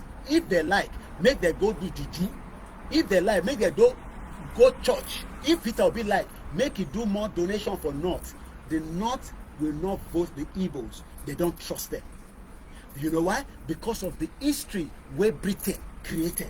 It's still the same problem that Britain is the creation of the problem. The genesis of our problem is Britain.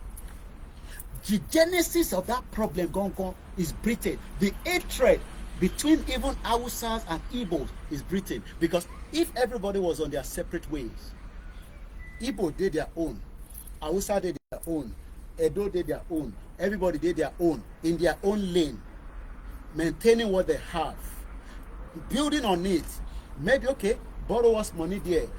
Okay, we need 300 teachers. Where? In the north. Yoruba people, yeah, go. Igbo, we need some businessmen to come and train our Yoruba people because they are lazy. Oh yeah, I'm just using that as an, Do you know what would have happened? We would have built a society that works. There would then be issues. There will be issues because every countries around the world, they still have problems between themselves. They don't trust themselves. So every night that we sleep, we will then open one eye in case I'm talking about if Biafra was the nation at the beginning, Hausa was the nation at the beginning, without all this nonsense, we would then be looking whether they will come and hijack our territory. So Yoruba people will close one eye and open one. But rather than we dissolve the unity, Oloshi Yoruba people, bomb bastard, and the Oloshi Igbo and the Hausas and all the indigenous people where they know say they no go like themselves. They are still now saying, Koiki, we are better off. We are better off. One unity, one unite Nigeria. The British people will put us together. No, say you will never be able to live in one piece. There will be disunity among us. Let's continue. Whereas in the south, especially in Lagos and the Yoruba land, we produce a lot of wealth that could pay all the workers. Today, put now, how many states is paying full salary? How many states in the 36 states, which was not there before? Because all we had before was northern region, eastern region, and the northern and the western region, and the middle belt. Then military came. Britain told them, say, Yoruba people will wake up one day. These Yoruba people, we have studied them. We know their genes, right? We know some Igbos as well. They will wake up. Why not create more states?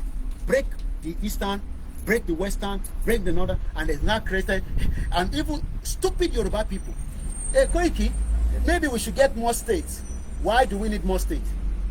No, okay, criminals. So you two can become a local government chairman. Bomb bastard. You don't need to be a local government chairman. You can still be in a Yoruba country and control wealth. In China, I am not making it up. Every year, China is making 1 million millionaire every year. And don't come and tell me about their numbers.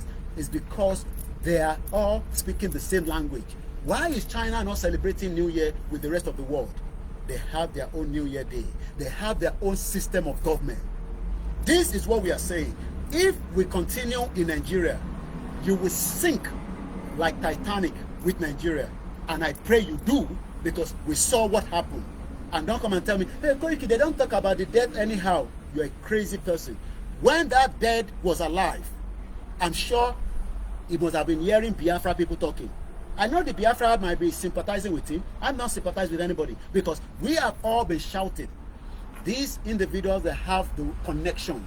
They have what it takes. But they don't want Nigeria to break, because everybody is a criminal. Like Simon Ekpa said, there are so many criminals among themselves as well. In the Biafra, they are criminals because they are still chopping something from the Okuzodima, this and that. I know one of my uncle that's from Igbo. I'm not going to mention the state. He was a mayor here. He's gone back to work with them. Nothing is going to come out of it. Nothing. I am just waiting to see what will be the end. Nothing. Probably then he will then come out and say he wants to be governor as well. Because right now, he is the chief of staff for one of the governors in the southeast. But I'll just leave that for now, because I'll just leave it like that. And I've not had any conversation with him. He has gone back to southeast to become one of the chief of staff. So he would then also wants to be a governor at some point. Even though these are the learned people that should be speaking out. So when accident happened to one of these people, so what do you want me to say? I will just say they are the fault, deceiving many youths. Look at all those beautiful young girls that died for nothing. The death that should have been avoided. But because the system doesn't want you to avoid death, many deaths in Nigeria today can be avoided. But because the system, and when I say system, don't tell me Nigerian system. I am going back to the root cause, the 1914 amalgamation. If we do not dissolve that amalgamation, it will create another Sudan that is coming. It's either Tinubu dissolve it properly and let everybody go their separate ways, or it becomes like Yugoslavia. And we're still good with time, but as soon as I say that I need to go, I'm going to let you know. Because like I say, it's not about 10 hours program, it's not about 2 hours program. It's about a shame. Just take it. And go and be watching all these my small videos. And see live. Chopping live. I'm chopping live now. Because I was told you, now I'll be taking your brain some places. I'll just show you snip view. Snip view. That's on economy for you. I don't have to give you too much details. I'll just show you some snip view. It could be road, it could be anything. And at the end of the day, some of you will be like, yeah. So over here, Kimbadu tele kuni da fun e. Se mo ti so fato. Over here, Kimbadu, because we are telling you that when we are ready, I only have one backpack. It's ready. I'm coming down. But we are not ready yet. We are not ready. But it's good. Let us continue to talk. Let us continue to talk. To wake your mind up and think that America will come and dissolve Nigeria. Britain will never dissolve Nigeria. They are happy and pleased with the way Nigeria is. And we have just about half an hour to the end of the program anyway.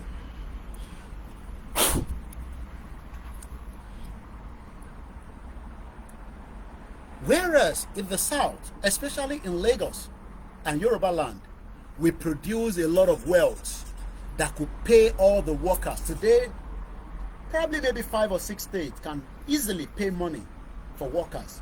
Lagos, Port Harcourt, probably maybe 1 or 2 more. Some of the others, they are bankrupt. Their governors is just dancing yo-yo all over the place, deceiving Nigerians. Oh, we give them some money there. After you work 3 months, they give you 1 month. That is the life that some of you have lived. That is why you are not capable. Like I always say, you look like people that are sick. And I've seen that since 2015 on my first visit to Nigeria. I was shocked to the bone when I saw my colleagues and I was thinking maybe they were, one who was sick, nothing is wrong with them. Not you want to push sick. Whoa, John Jeda Danny, because nutrient Lara. I thought you were saying that I have mental problem. Do I still have mental problem? Is that not what you guys were saying 3 years ago? I did money UK. What's in mental problem? Is that not what you were saying? Now we know that many of you will definitely need to remember that sacrifice that we are making today is not because of me alone. It's because of you and me. It does not matter whether I live here. It is because freedom is the best thing that we can ever achieve. I don't have money in my bank account. I am not joking now. I don't have literally no money in my bank account. I don't have any savings. No. But I believe that the society that I have already paid my dues must look after me during the care and my need. Is that the same thing for you? Because many of you will probably be at least about 20 plus. So even though by sharing Nigeria, for the fact that your parents have served Nigeria, Nigeria should be able to serve you from your needs. From your needs. And that your needs could mean anything. From your healthcare, to education, to security, to making sure that your life is secure in Nigeria. That is what we are benefiting from here. So if any one of your uncles, friends, ọ̀rẹ́ tó bá sọ fún ẹ pé kó má wá sí UK, kó má lọ abroad, kó ṣépè fún, kó ní kó sọ fún ẹ mo ní kò ní dá fún. Bẹ́ẹ̀ ni mo sọ. Any of your family that said that you shouldn't come to UK, ẹ sọ pé kò ní dá fún ọ, because let them relocate back to Nigeria. I had a privilege to speak to somebody recently, not too long ago. And he said to me, ó kọ́kọ́ rò pé bíbá yóò gbádùn until he relocate back to Nigeria. No, that country, something is just not right. This person resigned his job here to relocate back to Nigeria. Only about Nigeria. No. Money killing authority. Do you know what he said to me? The least thing that you can ever think of. Just guess. You know that there's a lot of problem in Nigeria. Only every day, every day he drives his car, somebody will hit the car. And he could not tolerate it anymore.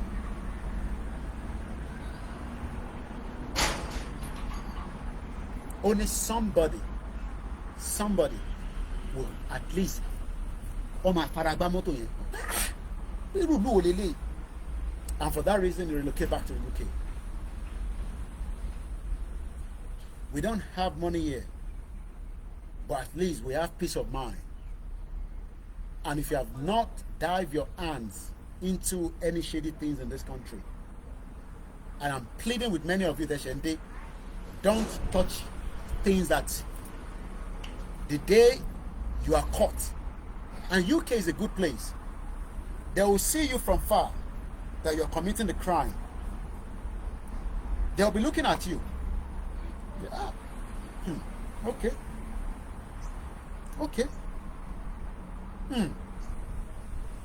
Put to walk by. Put to by. And you know what they're gonna do? They'll just be noting it down. They'll be taking notes. It might not be that reason they will catch you. It might just be another reason. And they'll just tell you that we have been watching you. You're a criminal. But if you're a terrorist, they'll go after you.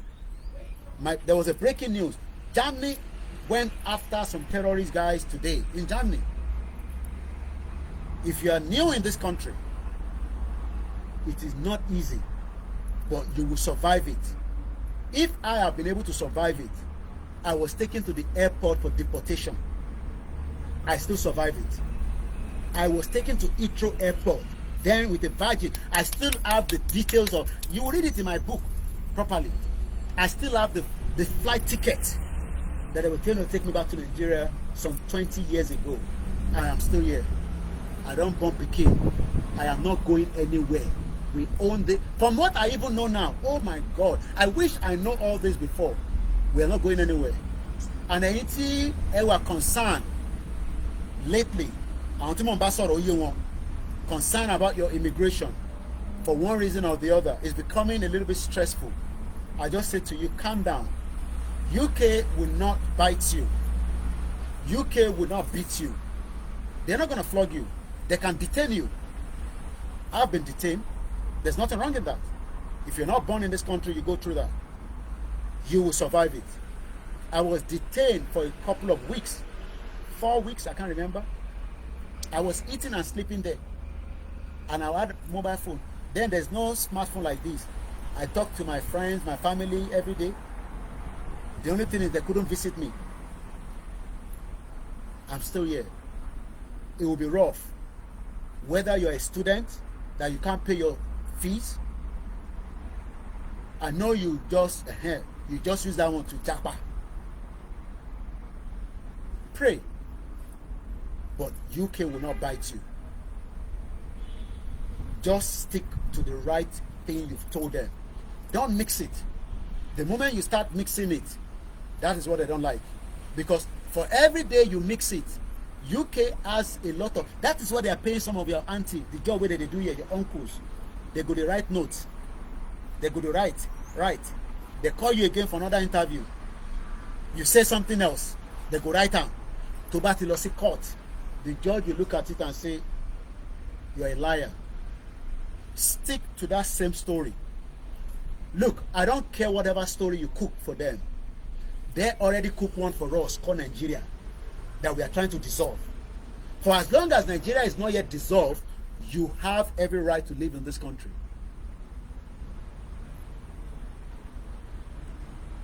Moki Yami Sholaku Boroku, happy birthday, belated birthday. Aderi Shikin. Ṣé tẹ́ bá ti dé? Akọ̀lá sí KFC. Ìdájẹ́ ṣíkìnì dé o, àwọn adìyẹ ń tún sá fún wa. Ẹ bá ń ṣe happy birthday fún ọkùnrin náà ni. They wanted to kick her because she's a woman. Ẹ máa ka oríṣiríṣi ìwé wa. Kò ń ṣe nísìn àwọ̀ ní ìwé ta fi kọ nísìn. Ó dọjọ́ iwájú. Gbogbo ẹ̀yin tẹ́ ṣèkà. Ẹ fẹ́ ṣèkà fún ìyá yẹn. Ó dọjọ́ iwájú. So let me read this because I have to go inside now. I have just 28 minutes to go out of the program. After all the South part had money, the North did not have money. Let's match them for the finance purpose. So Britain, sorry, so a lot of things flies around. Oh. Not be inside my lap. You see? Grandma mi máa ń sọ nǹkan kan pé tó bá ti ṣí omi, make sure pé ó dé dáadáa. Ẹnu grandma mi mo ti gbọ́ yẹn kó tó kọ́lọ́n bá fọ̀rún kẹ. Because ó máa ní omi tó ṣí yẹn tó bá ti tì dáadáa. I'll be careful because tí rówó laptop mi gbà lọ́wọ́ yín nísìn. Ká má tó wá lọ damage ilé ìta tó rọra manage o. Ìtẹ̀lẹ̀ afford kò tẹ̀ lọ ní any problem rárá. Because anikara laptop mi nísìn àròwó fi ra laptop mi ìtara manage nǹkan kan gbọ́dọ̀ ṣe rárá, and this is one of my best laptop as well. So omi wá dẹ̀ ti ṣe sínú laptop pátá. Àwọn tó ń wò mí lórí Facebook nísìn gbogbo yẹn wọ́n nílé máa rí wa mọ́, because I had to literally bring the laptop outside so that we can have the full broadcast, because it's been some days now, and like I said, it's just that it is what it is. Aeroplane ó dàbọ̀ bá mi kí ìyá mi ẹlẹ́kọ̀ọ́, èmi náà fẹ́ lọ London, má jábọ́ o, bye, that's a plane. Mo mọ̀ bí ó ṣe ń lọ ni bí ó ṣe dé ni. Ilé ayé ò ní dúró de ẹ̀. The world is not waiting for you. Think the world is waiting for us? They're not waiting for us. Àwa ni ká lé ayé yẹn. Ó dẹ̀ dàbí àfáà mi kan, á ní ìyàn máa kọ́kọ́ wálé ayé kó tó máa lọ wọ́ọ̀run. Àríkà lọ wọ́ọ̀run, ọ̀run wo là ń wá? Wàá dira lé ayé gangan náà. Which is what we are trying now. Akọ́kọ́ gbọ́dọ̀ jàjà yẹn délẹ̀ to save our freedom before you can talk about the one when you don't die. Ilé ayé àti ìrọ̀ alẹ́ ayé. Ìyàn ó máa ara gbé nílé ayé. Ọmọ Jésù ni ẹni wàá rà gbé. Wàá tẹ̀lé Jésù yẹn. Wàá máa ṣàdúrà léra. Mo gbọ́ Prophet Nasiru, nobody should send any YouTube channel for me. I've listened to Prophet Nasiru, I've listened to all his advice for Igbohu and all that. So when you come out to send the copy to me, I listen to him as well. I follow him religiously. And I like him because he's always one of those prophets that says that so don't come and tell me, Koiki, stop cursing. You want to buy something, man, to shape with my party. No. People have done damage to our power faculty, and you are going to tell me, oh, can I ṣépè fún wọn? Oh, I like your program, but you cost too much. Kò ní dáa fún ẹni mo sọ. So ìyẹn ló ń dùn wọn. Bí Britain ṣe kó gbogbo àpapọ̀ tí à ń jẹ gbogbo wa all over the world. Àtẹni tó wà lábroad, àtẹni tó wà nílé, we are all struggling. Tó bá dẹ̀ ráhùn tó struggle, kò ń ṣe gbogbo wọn. Ẹ wo ibẹ̀ dáadáa, wọ́n lè máa dọ́gbọ́n sí i. But tó o bá dọ́gbọ́n sí nílùú yìí, ó máa jèrè ẹ̀, but wàá mọ̀ pé yes, ìwọ́gbọ́n ṣe wàhálà.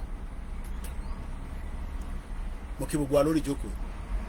So it was not a territorial amalgamation at all.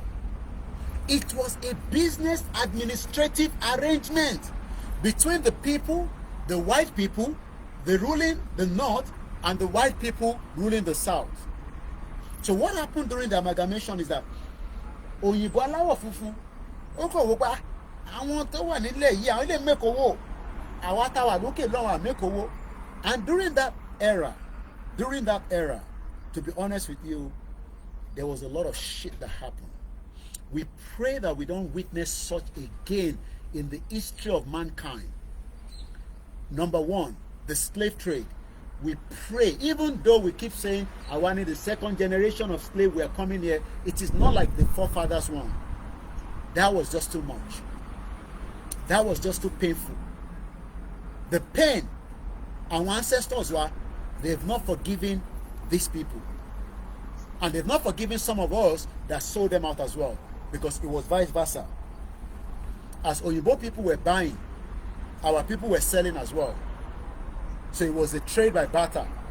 Give us gun, we give you 1,000 strong men, or maybe 800 strong men. Then small girls, we 30 balaba, we give you about 100.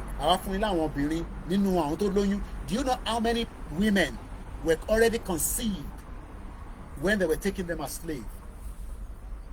Do you know how many of them were thrown inside all this ocean? During that time, it's not like a luxury time now when you see, all these cruise. How many of you have seen those cruise ships? I pray that one day I will travel with my wife, just me and my wife alone, on that cruise ship, and go and spend like 7 days, go to Bahamas, and then sit down there. Maybe after we've got Yoruba Nation. I don't smoke, but at least my wife will be rubbing my shoulder like that. Those are very fantastic cruise ships. These are the things that we can build from Ondo State with the water. Build a cruise ship called Yoruba Nation and move people to come and visit us. You are still there driving Okada. So what I'm trying to explain to us this evening, ilẹ̀ Yorùbá ló ní owó lọ́wọ́, àwọn òyìnbó aláwọ̀ funfun wọ́n wá mú owó yẹn wọ́n lọ fi fund the north, and today ìyẹn ní gbogbo wa wá ń jẹ báyìí. And you can see why it has been very tough. 63 years. Kudos to Baba Awolowo. Kudos to all those that worked during that era with the hope. I love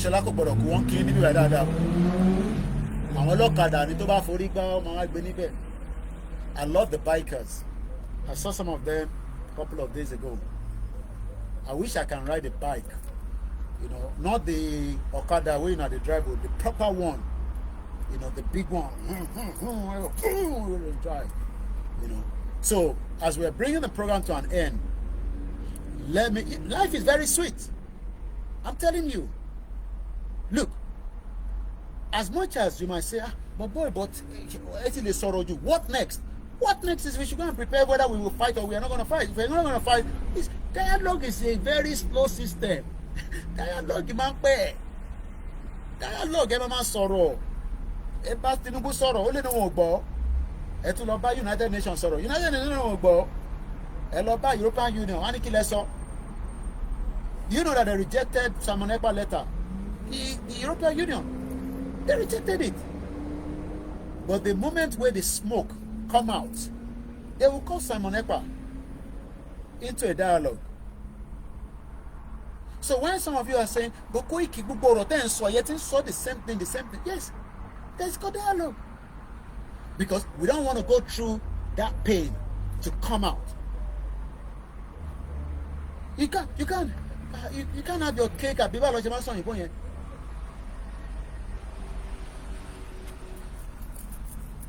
Òun ṣe kí bọ̀rọ̀kì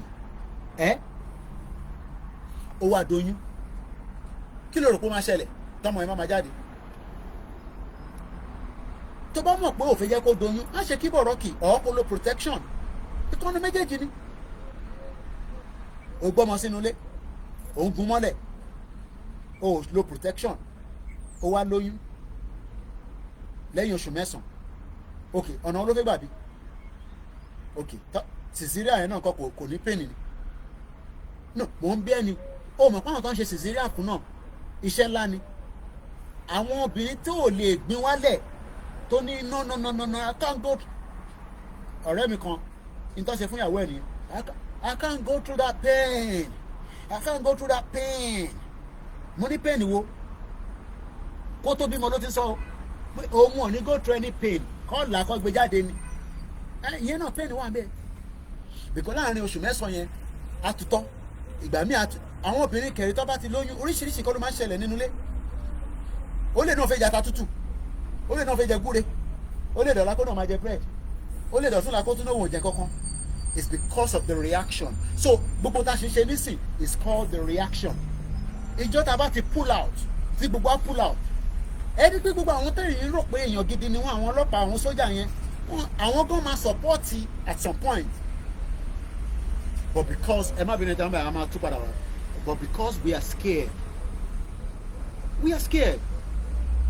yeah you can't have your cake and have it ìkànnì méjèèjì ni we must either say to Tinubu that look President Bola Tinubu we appreciate you have achieved your dreams everybody wants to achieve a dream Tinubu has achieved his dream but the worst case now is for him to return power back to the south.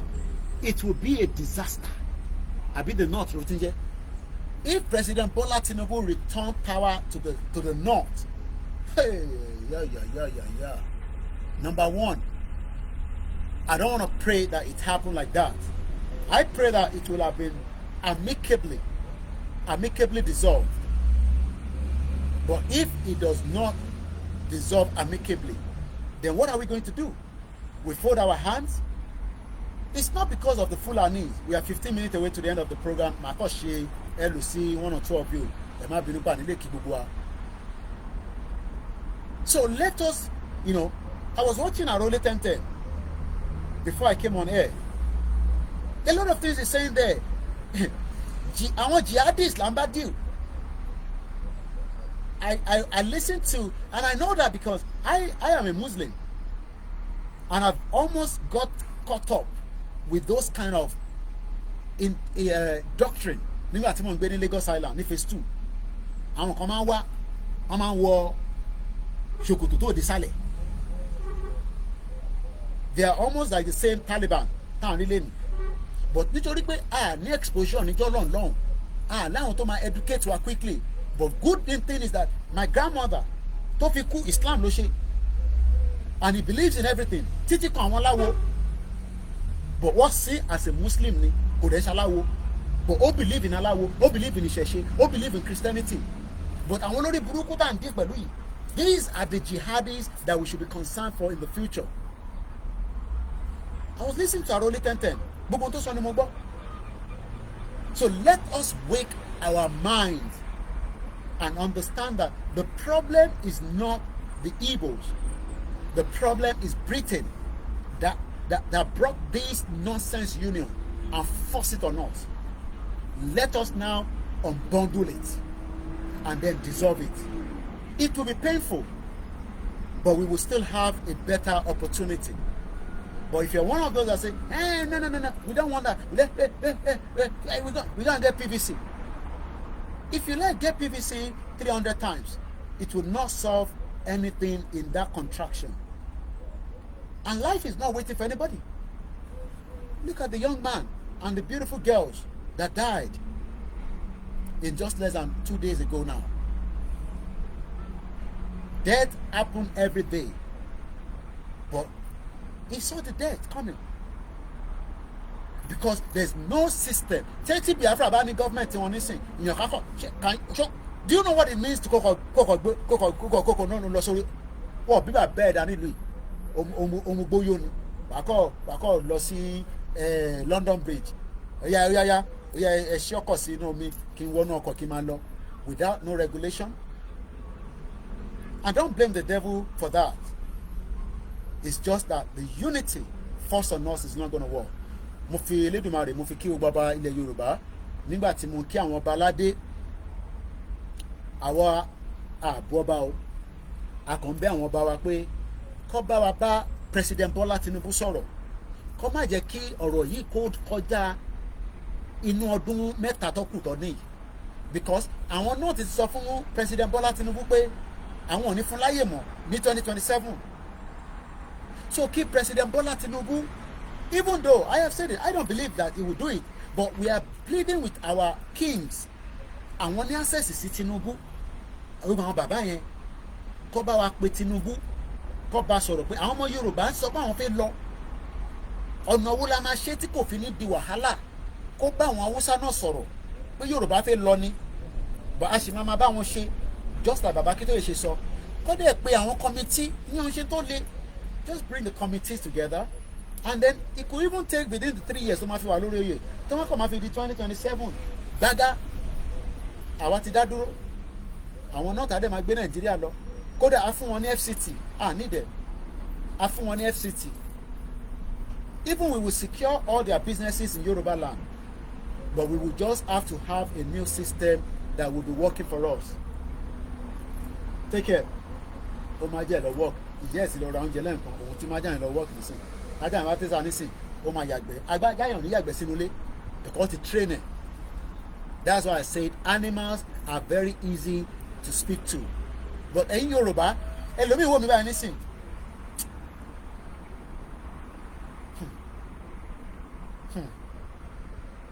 ẹlòmíì kàn fi wá part time àwọn tó wá serious.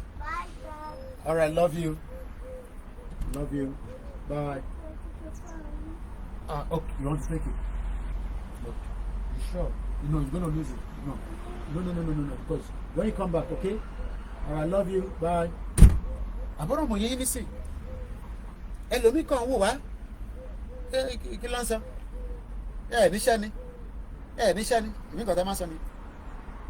While we have people that are very concerned, èyí tẹ̀ wá lé wà concerned. Àwọn táwọn bẹ́ẹ̀ náà wà concern but kò ń ṣe gbogbo ọmọ Yorùbá tó wà lábúrò ló wà concern ẹlòmíì ò tẹ ẹlòmíì bá ṣe after 3 years ẹlòmíì wà ní UK kò tẹ gbọ́n kankan tó ń jẹ́ Yorùbá nation ó ṣì wọn bó ṣe fẹ́ get ara ẹ̀ together ló máa ní kí ní kan gbọ́ Yorùbá nation ẹlòmíì tó dẹ̀ bí sí bíbá náà even though they know that Nigeria's problem àwa ní òkè in Jesus name lágbára léjì Mary lórúkọ Anabi Muhammad kọ́lọ́mù bá fix Nigeria how?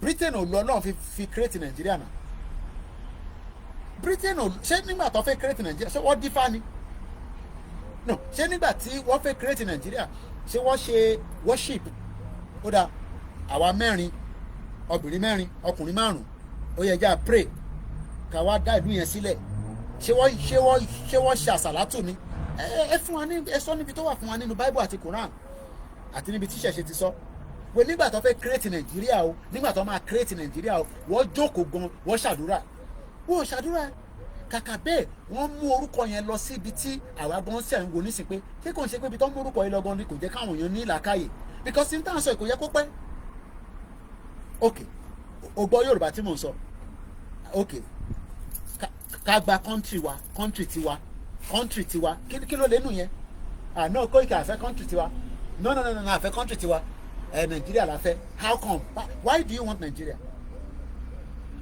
ò favour kò favour family mi kò favour family tiẹ̀ so what are we talking about so kí ló difficult nínú yẹn is because marabot tó ṣe fún wa ó wà lára bí tó mórúkọ Nigeria yẹn lọ and it is affecting every single one of us kò fún wa ní true identity wa ó gba history kúrò lọ́wọ́ wa wọ́n gbé camouflage lé wa lọ́wọ́ wọ́n ní ká lọ́ọ́ máa manager láàrin ẹ̀ àwọn kan dolówó láàrin ẹ̀ àwọn kan dolòṣì láàrin ẹ̀ ikú gbóná láàrin ẹ̀ so many disaster Yes, around the world there's disaster, but disaster tiwọn ó yàtọ̀ sí tiwa. Disaster tiwa ni pé our true identity has been taken away from us, and that is why we are saying that until we take it back, and we must take it back, and we will take it back. But bá ṣe máa gbà ni pé we have to continue the deliberation, we have to continue to do the negotiation, but the most important thing is we must be ready to defend it. Tá a bá ready láti defend it is a complete waste of time. How do we defend it? Gbogbo tá a máa lò ilẹ̀ Yorùbá ló wà, tásìkò bá tó a yọjú sí rẹ̀. So mo kí gbogbo alẹ́ nǹkan sí ọbẹ̀ Elédùmarè àbáwọn àpọ̀lú gbogbo wa àníṣe lásán adélẹ̀ lérí ojú ló ń kán ìbòjì òun máa débẹ̀ ìgbà tó máa dé ẹ̀ la mọ̀ ẹ̀yin tẹ wá ń ṣàdúrà ẹ má dáká àdúrà yẹn. Èmi náà wà nínú kọmitì àwọn bíi mẹ́fà kan every Tuesday for the last 3 years bóyá mo ní mo ti miss ẹ̀ bí a few days. I am always making sure that èmi náà join wọn. It's a 1 hour. I need anybody ìwọ náà ẹ lè set it náà up.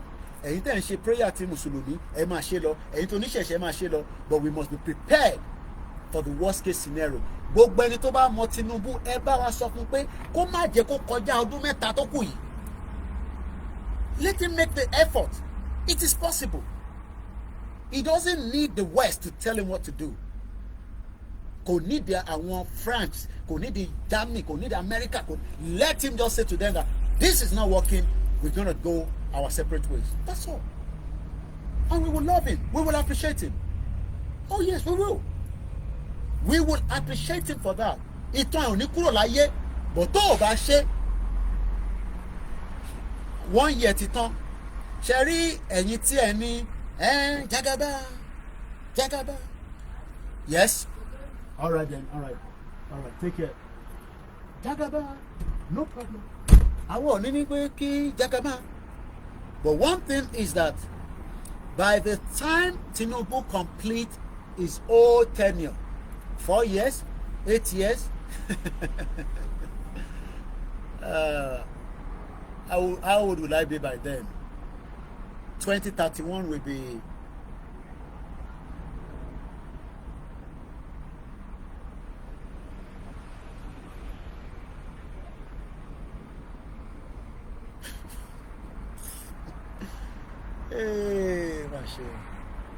ṣe fẹ́ kí mo máa pariwo Yorùbá nation at my 50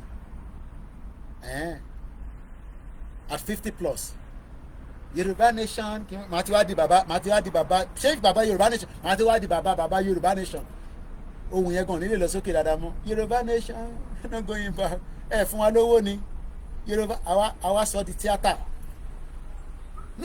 For me that's what we are doing right now. A ti sọ Yorùbá nation di theatre. A ti sọ di comedy. A ti sọ Yorùbá nation di comedy. A ti sọ di theatre. Ẹ fẹ́ kí èmi wá jáde at 50 plus kí n káwọn ọmọ mi gbá máa ní pé dad are you still on this Yorùbá nation? Kí n máa sọ fún wọn pé àìtí gbà ni. Ọlọ́run ló lọ́jọ́, Ọlọ́run ló lásìkò, but Elédùmarè ò ní sọ̀kalẹ̀ o. Elédùmarè ò ní sọ̀kalẹ̀. Gbogbo ẹ̀yin tẹ́ bá mọ Ṣèyí Tinubu tẹ́ bá ní nọ́mbẹ̀ lọ́wọ́ ẹ má fún mi ẹ ṣáà bá mi send message sí pé kó sọ fún bàbá ẹ̀ òun ní access sí bàbá ẹ̀ pé àwọn tó ń pariwo Yorùbá nation yìí mo sọ fún yín pé kò ń ṣe tẹnu kò ń ṣe tèpè kọ́lọ̀ kó fún gbogbo alẹ́ mi gbogbo àtàlàfẹ́ ó gbẹ́ni tẹ́ ní Ṣèyí Tinubu wà wá ṣe gọ́fúnà eléyìí tá à ń fa ẹ̀ tí parí ẹ̀ ẹ má tún máa sọ̀rọ̀ pé Ṣèyí Tinubu wà ṣe gọ́fúnà ọ̀rọ̀ gọ́fúnà kan ló kàn ní sí o ọ̀rọ̀ gọ́fúnà kan ló kàn ọ̀rọ̀ bí gbogbo wa ṣe máa padà sórí ilé ìta máa pera wa ní ọmọ Yorùbá tá a bá fẹ́ bára wa jà níbẹ̀ jẹ́ ká bára wa jà níbẹ̀ tọ́rọ̀ wọ̀ ọ̀bá yéra wa ó bẹ́ ta bọ̀ nínú Nàìjíríà yẹn agbésàbẹ̀kù àgbàlagbà ní Koiki wọ́n náà má sọ̀rọ̀ tán àní sọ jù bẹ́ẹ̀ lọ mo kí gbogbo ẹ̀yin àgbàlagbà tẹ́ wà lórí ètò ẹ̀yin ayé wa o mojúbà yín o ìta bá sọ ó ti yé yín ẹgbàá bẹ́ẹ̀ náà ni ẹ bá àgbà bẹ́ẹ̀ náà ni ilẹ̀ ẹ ṣe sí gbogbo ẹ̀yin ò nílẹ̀ tẹ́ nílẹ̀ yẹn èmi kọ́ mo nílẹ̀ àwa kọ́ la nílẹ̀ ẹ̀yin lẹ nílẹ̀ torí pé ẹ̀yin lẹ gbé wa wá síbẹ̀ ẹ wá torí tí ẹ ń rí nísìnyí tí kò tẹ́yìn náà lọ́rùn gbogbo àwọn tó bá ń sọ pé ilẹ̀ Yorùbá ò ní dúró pátá òkú kó máa wọnú ilé wọn pápápá bẹ́ẹ̀ ni mo sọ nítorí pé àwọn yẹn gangan love you hold them hand properly Why is that shoot smaller? Is it too big for him? No, the boy is fine. Ẹ bá yẹn gbé báàgì náà. Let us tell you, it's not coming there. No.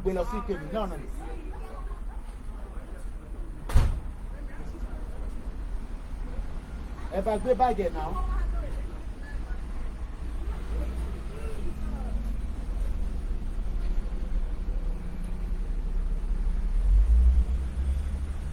so let's understand this thing. So ẹ bá wa bẹ̀ Ṣèyí Tinubu, ẹni Koiki ń bẹ̀ kó bá wa sọ fún bàbá ẹ̀, ẹ̀yin tẹ́ bá mọ̀ rẹ̀ mi Tinubu, ẹ bá wa bẹ̀ wọ́n. Ọ̀rọ̀ politics kan lélẹ̀, ọ̀rọ̀ ìran wa là ń sọ̀rọ̀ ẹ̀ nísìn. Ọ̀rọ̀ ìran wa, the future of the Yoruba people. Àtẹni tó ní Libra àti conservative Yorùbá ní gbogbo wa. We are better off to have one formidable identity than the one created by Britain in 1914. That amalgamation is a fraud. It will not move anything further. It will rather create more problems. On that note, Yami Kemi Bello, mo like glasses yín, ṣé ti sọ́mà nìyẹn, Ọlọ́run bá wa pẹ̀lú yín. Bàbá wa Samson Adémọ́lá Adélékè, àfojúpayínrẹ́, bàbá mi Ìdòwú Aládé, ìyá mi kò gbọ́dọ̀ kú, mo kí yín. Bámidélé Mohammed, mo kí yín. Mo nílẹ̀ ká gbọ́ comment. Bàbá mi Adéolú Olúwaṣeun, Sir Lucas, mo kí yín. Mr Mujib, Ọlásùnkànmí, Ọlárẹ̀wájú Táíwò, Mr Waheed Wasiu, Tony Aegis, Bàbá Lẹ́kìtì, mo kí yín. Tí ẹ bá ti jáde mo mọ̀ pé iṣẹ́ pọ̀ lọ́wọ́ yín. Mr Shamsu Sidin, Julius Tosin, bàbá mi Adéyẹmí Ọláyẹmí, mo kí yín. My brother Julius, èèyàn kan ní Koiki, kí ló ṣe super chat? 1 year now, Koikimedia, YouTube, our platform monetization was removed. So I am not the only one.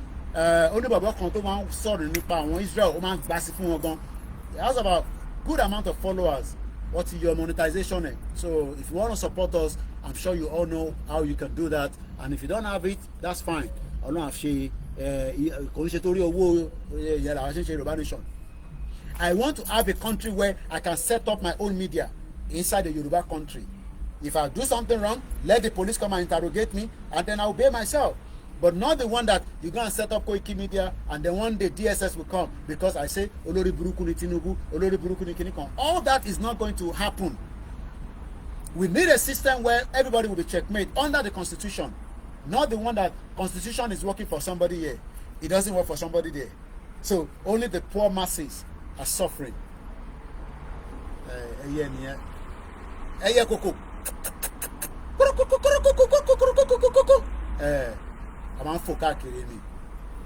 The birds.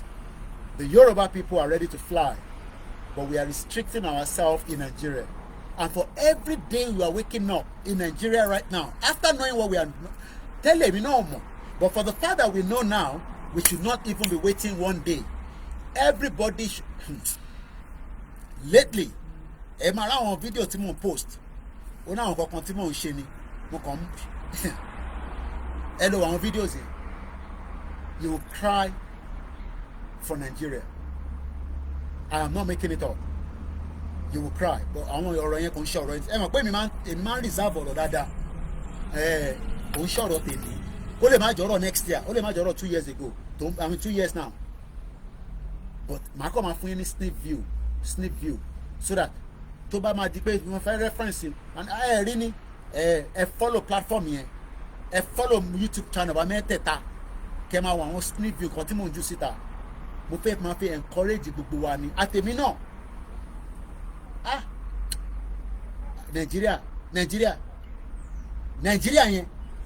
Nàìjíríà yẹn tá a bá pín nínú Nàìjíríà yẹn ìyà jẹ ṣé gèsì gbogbo alára àtèmi náà. Dash me your mo kí ẹ kò ní bàjẹ́ fún ẹ. Mo kí bàbá mi Adéyẹmí, ìyá mi mo folúwa kẹ́, mo kí yín mà, mo kí ìyàwó Grace Olúṣòótọ́. I'm just catching up. Easy mo kí ẹ brother mi ní Miami. Shout out to all my Biafra brothers. Chuka, thank you so much. I didn't see Clement. Clement has gone to work. He has to pay his bills. Thank you so much, Mr. Everest. If I didn't catch your name, probably maybe when I come out later, if I have the time, we will do more program. I gotta go inside now. And I didn't wear any. You can see my leg, Oyibo leg, all this time, all this Tanwiji, they want to chop my leg, I don't want Tanwiji. Prophet OA OLAYOMI KOIKI. Enter our Instagram. Thank you so much, and the rest of you as well. All the Koikimedia team, I love you all. Mr. Kim Oluwadamilare, Google platforms, Titi Doda Luka, Mr. Ahmed Eshegonio. Copeman said the problem is that some Yoruba will not listen to this man because of the reality he's saying. But when it comes to Shege Cruise, you will see them there. Hey, my brother, they go listen. Just a matter of time. Akim Ayodele, Moke Ntewalori Mixelar. It's been a very, very, busy time. Like I said, I have a lot of projects in my hand. But hopefully, one day we'll be able to share some of those little projects with us as well. But for now, they are just confidential. So it's nothing that we can discuss. But for now, Moke, all my people waiting for Twitter. I cannot see your comment, but I know you're all there, and I know half of you are Biafra. Thank you so much. Iyami Felicia Ajagbe, all the platforms, thank you so much. Moki Momsimidada, Moki Wuba, Muslim Association of Nigeria. Mr. Boboye, shout out to you. Moki and your World Media. Mr. Moses, Triple DRS, Moki Wuba, Pata Pata. Let me go inside, and like I said, if I have the strength, we'll come out again, and we do some more analysis as usual. Stop saying that Kayema Soro. Part of it, somebody new, we pick what we are saying, and they might reason with us, and many people might not reason with us. It is not any problem. And on that note, I say shout out to everyone. Let me see if I can recite the Yoruba anthem, off-ed. I know many of you don't know it off-ed, but Ebishile Kalori, Moki brother mi Jaya Jaya, Moki Gugu, àwọn èèyàn wa pátápátá nílé lóko.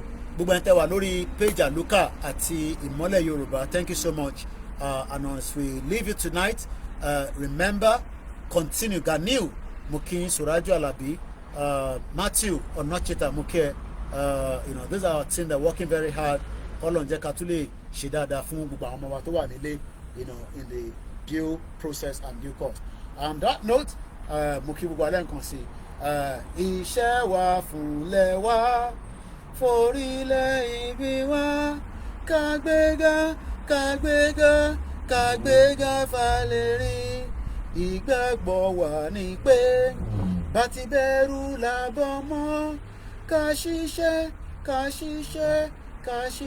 ká jọlá, ìṣọ̀kan àtòmìnira ní kẹjẹ ká máa lépa, tẹ̀síwájú fọgbọ́n ire àtòhun tó dára, ọmọ Oòduà dìde. Bọ́ sípò ẹ̀tọ́ rẹ, ìwọ ni ìmọ́lẹ̀ ògo adúláwọ̀. Yoruba nation, no going back. Thank you so much, my brother Segun Ono. Gbogbo ẹni tẹ́ ń contribute náà ní gbogbo platforms. We love you, we appreciate you. I can see a lot of you are doing a lot of donation across all the medias, and ẹni tẹ́ ẹ ṣe náà quietly. Mo kí gbogbo àwọn ọba, gbogbo ẹni pastors, ẹ̀yin imam, gbogbo ẹni mo kí o. Yoruba nation, no going back. On the Yoruba nation, we stand. Nothing less, nothing more. No going back. No retreat, no surrender. Thank you so much. I gotta go now. Bye for now.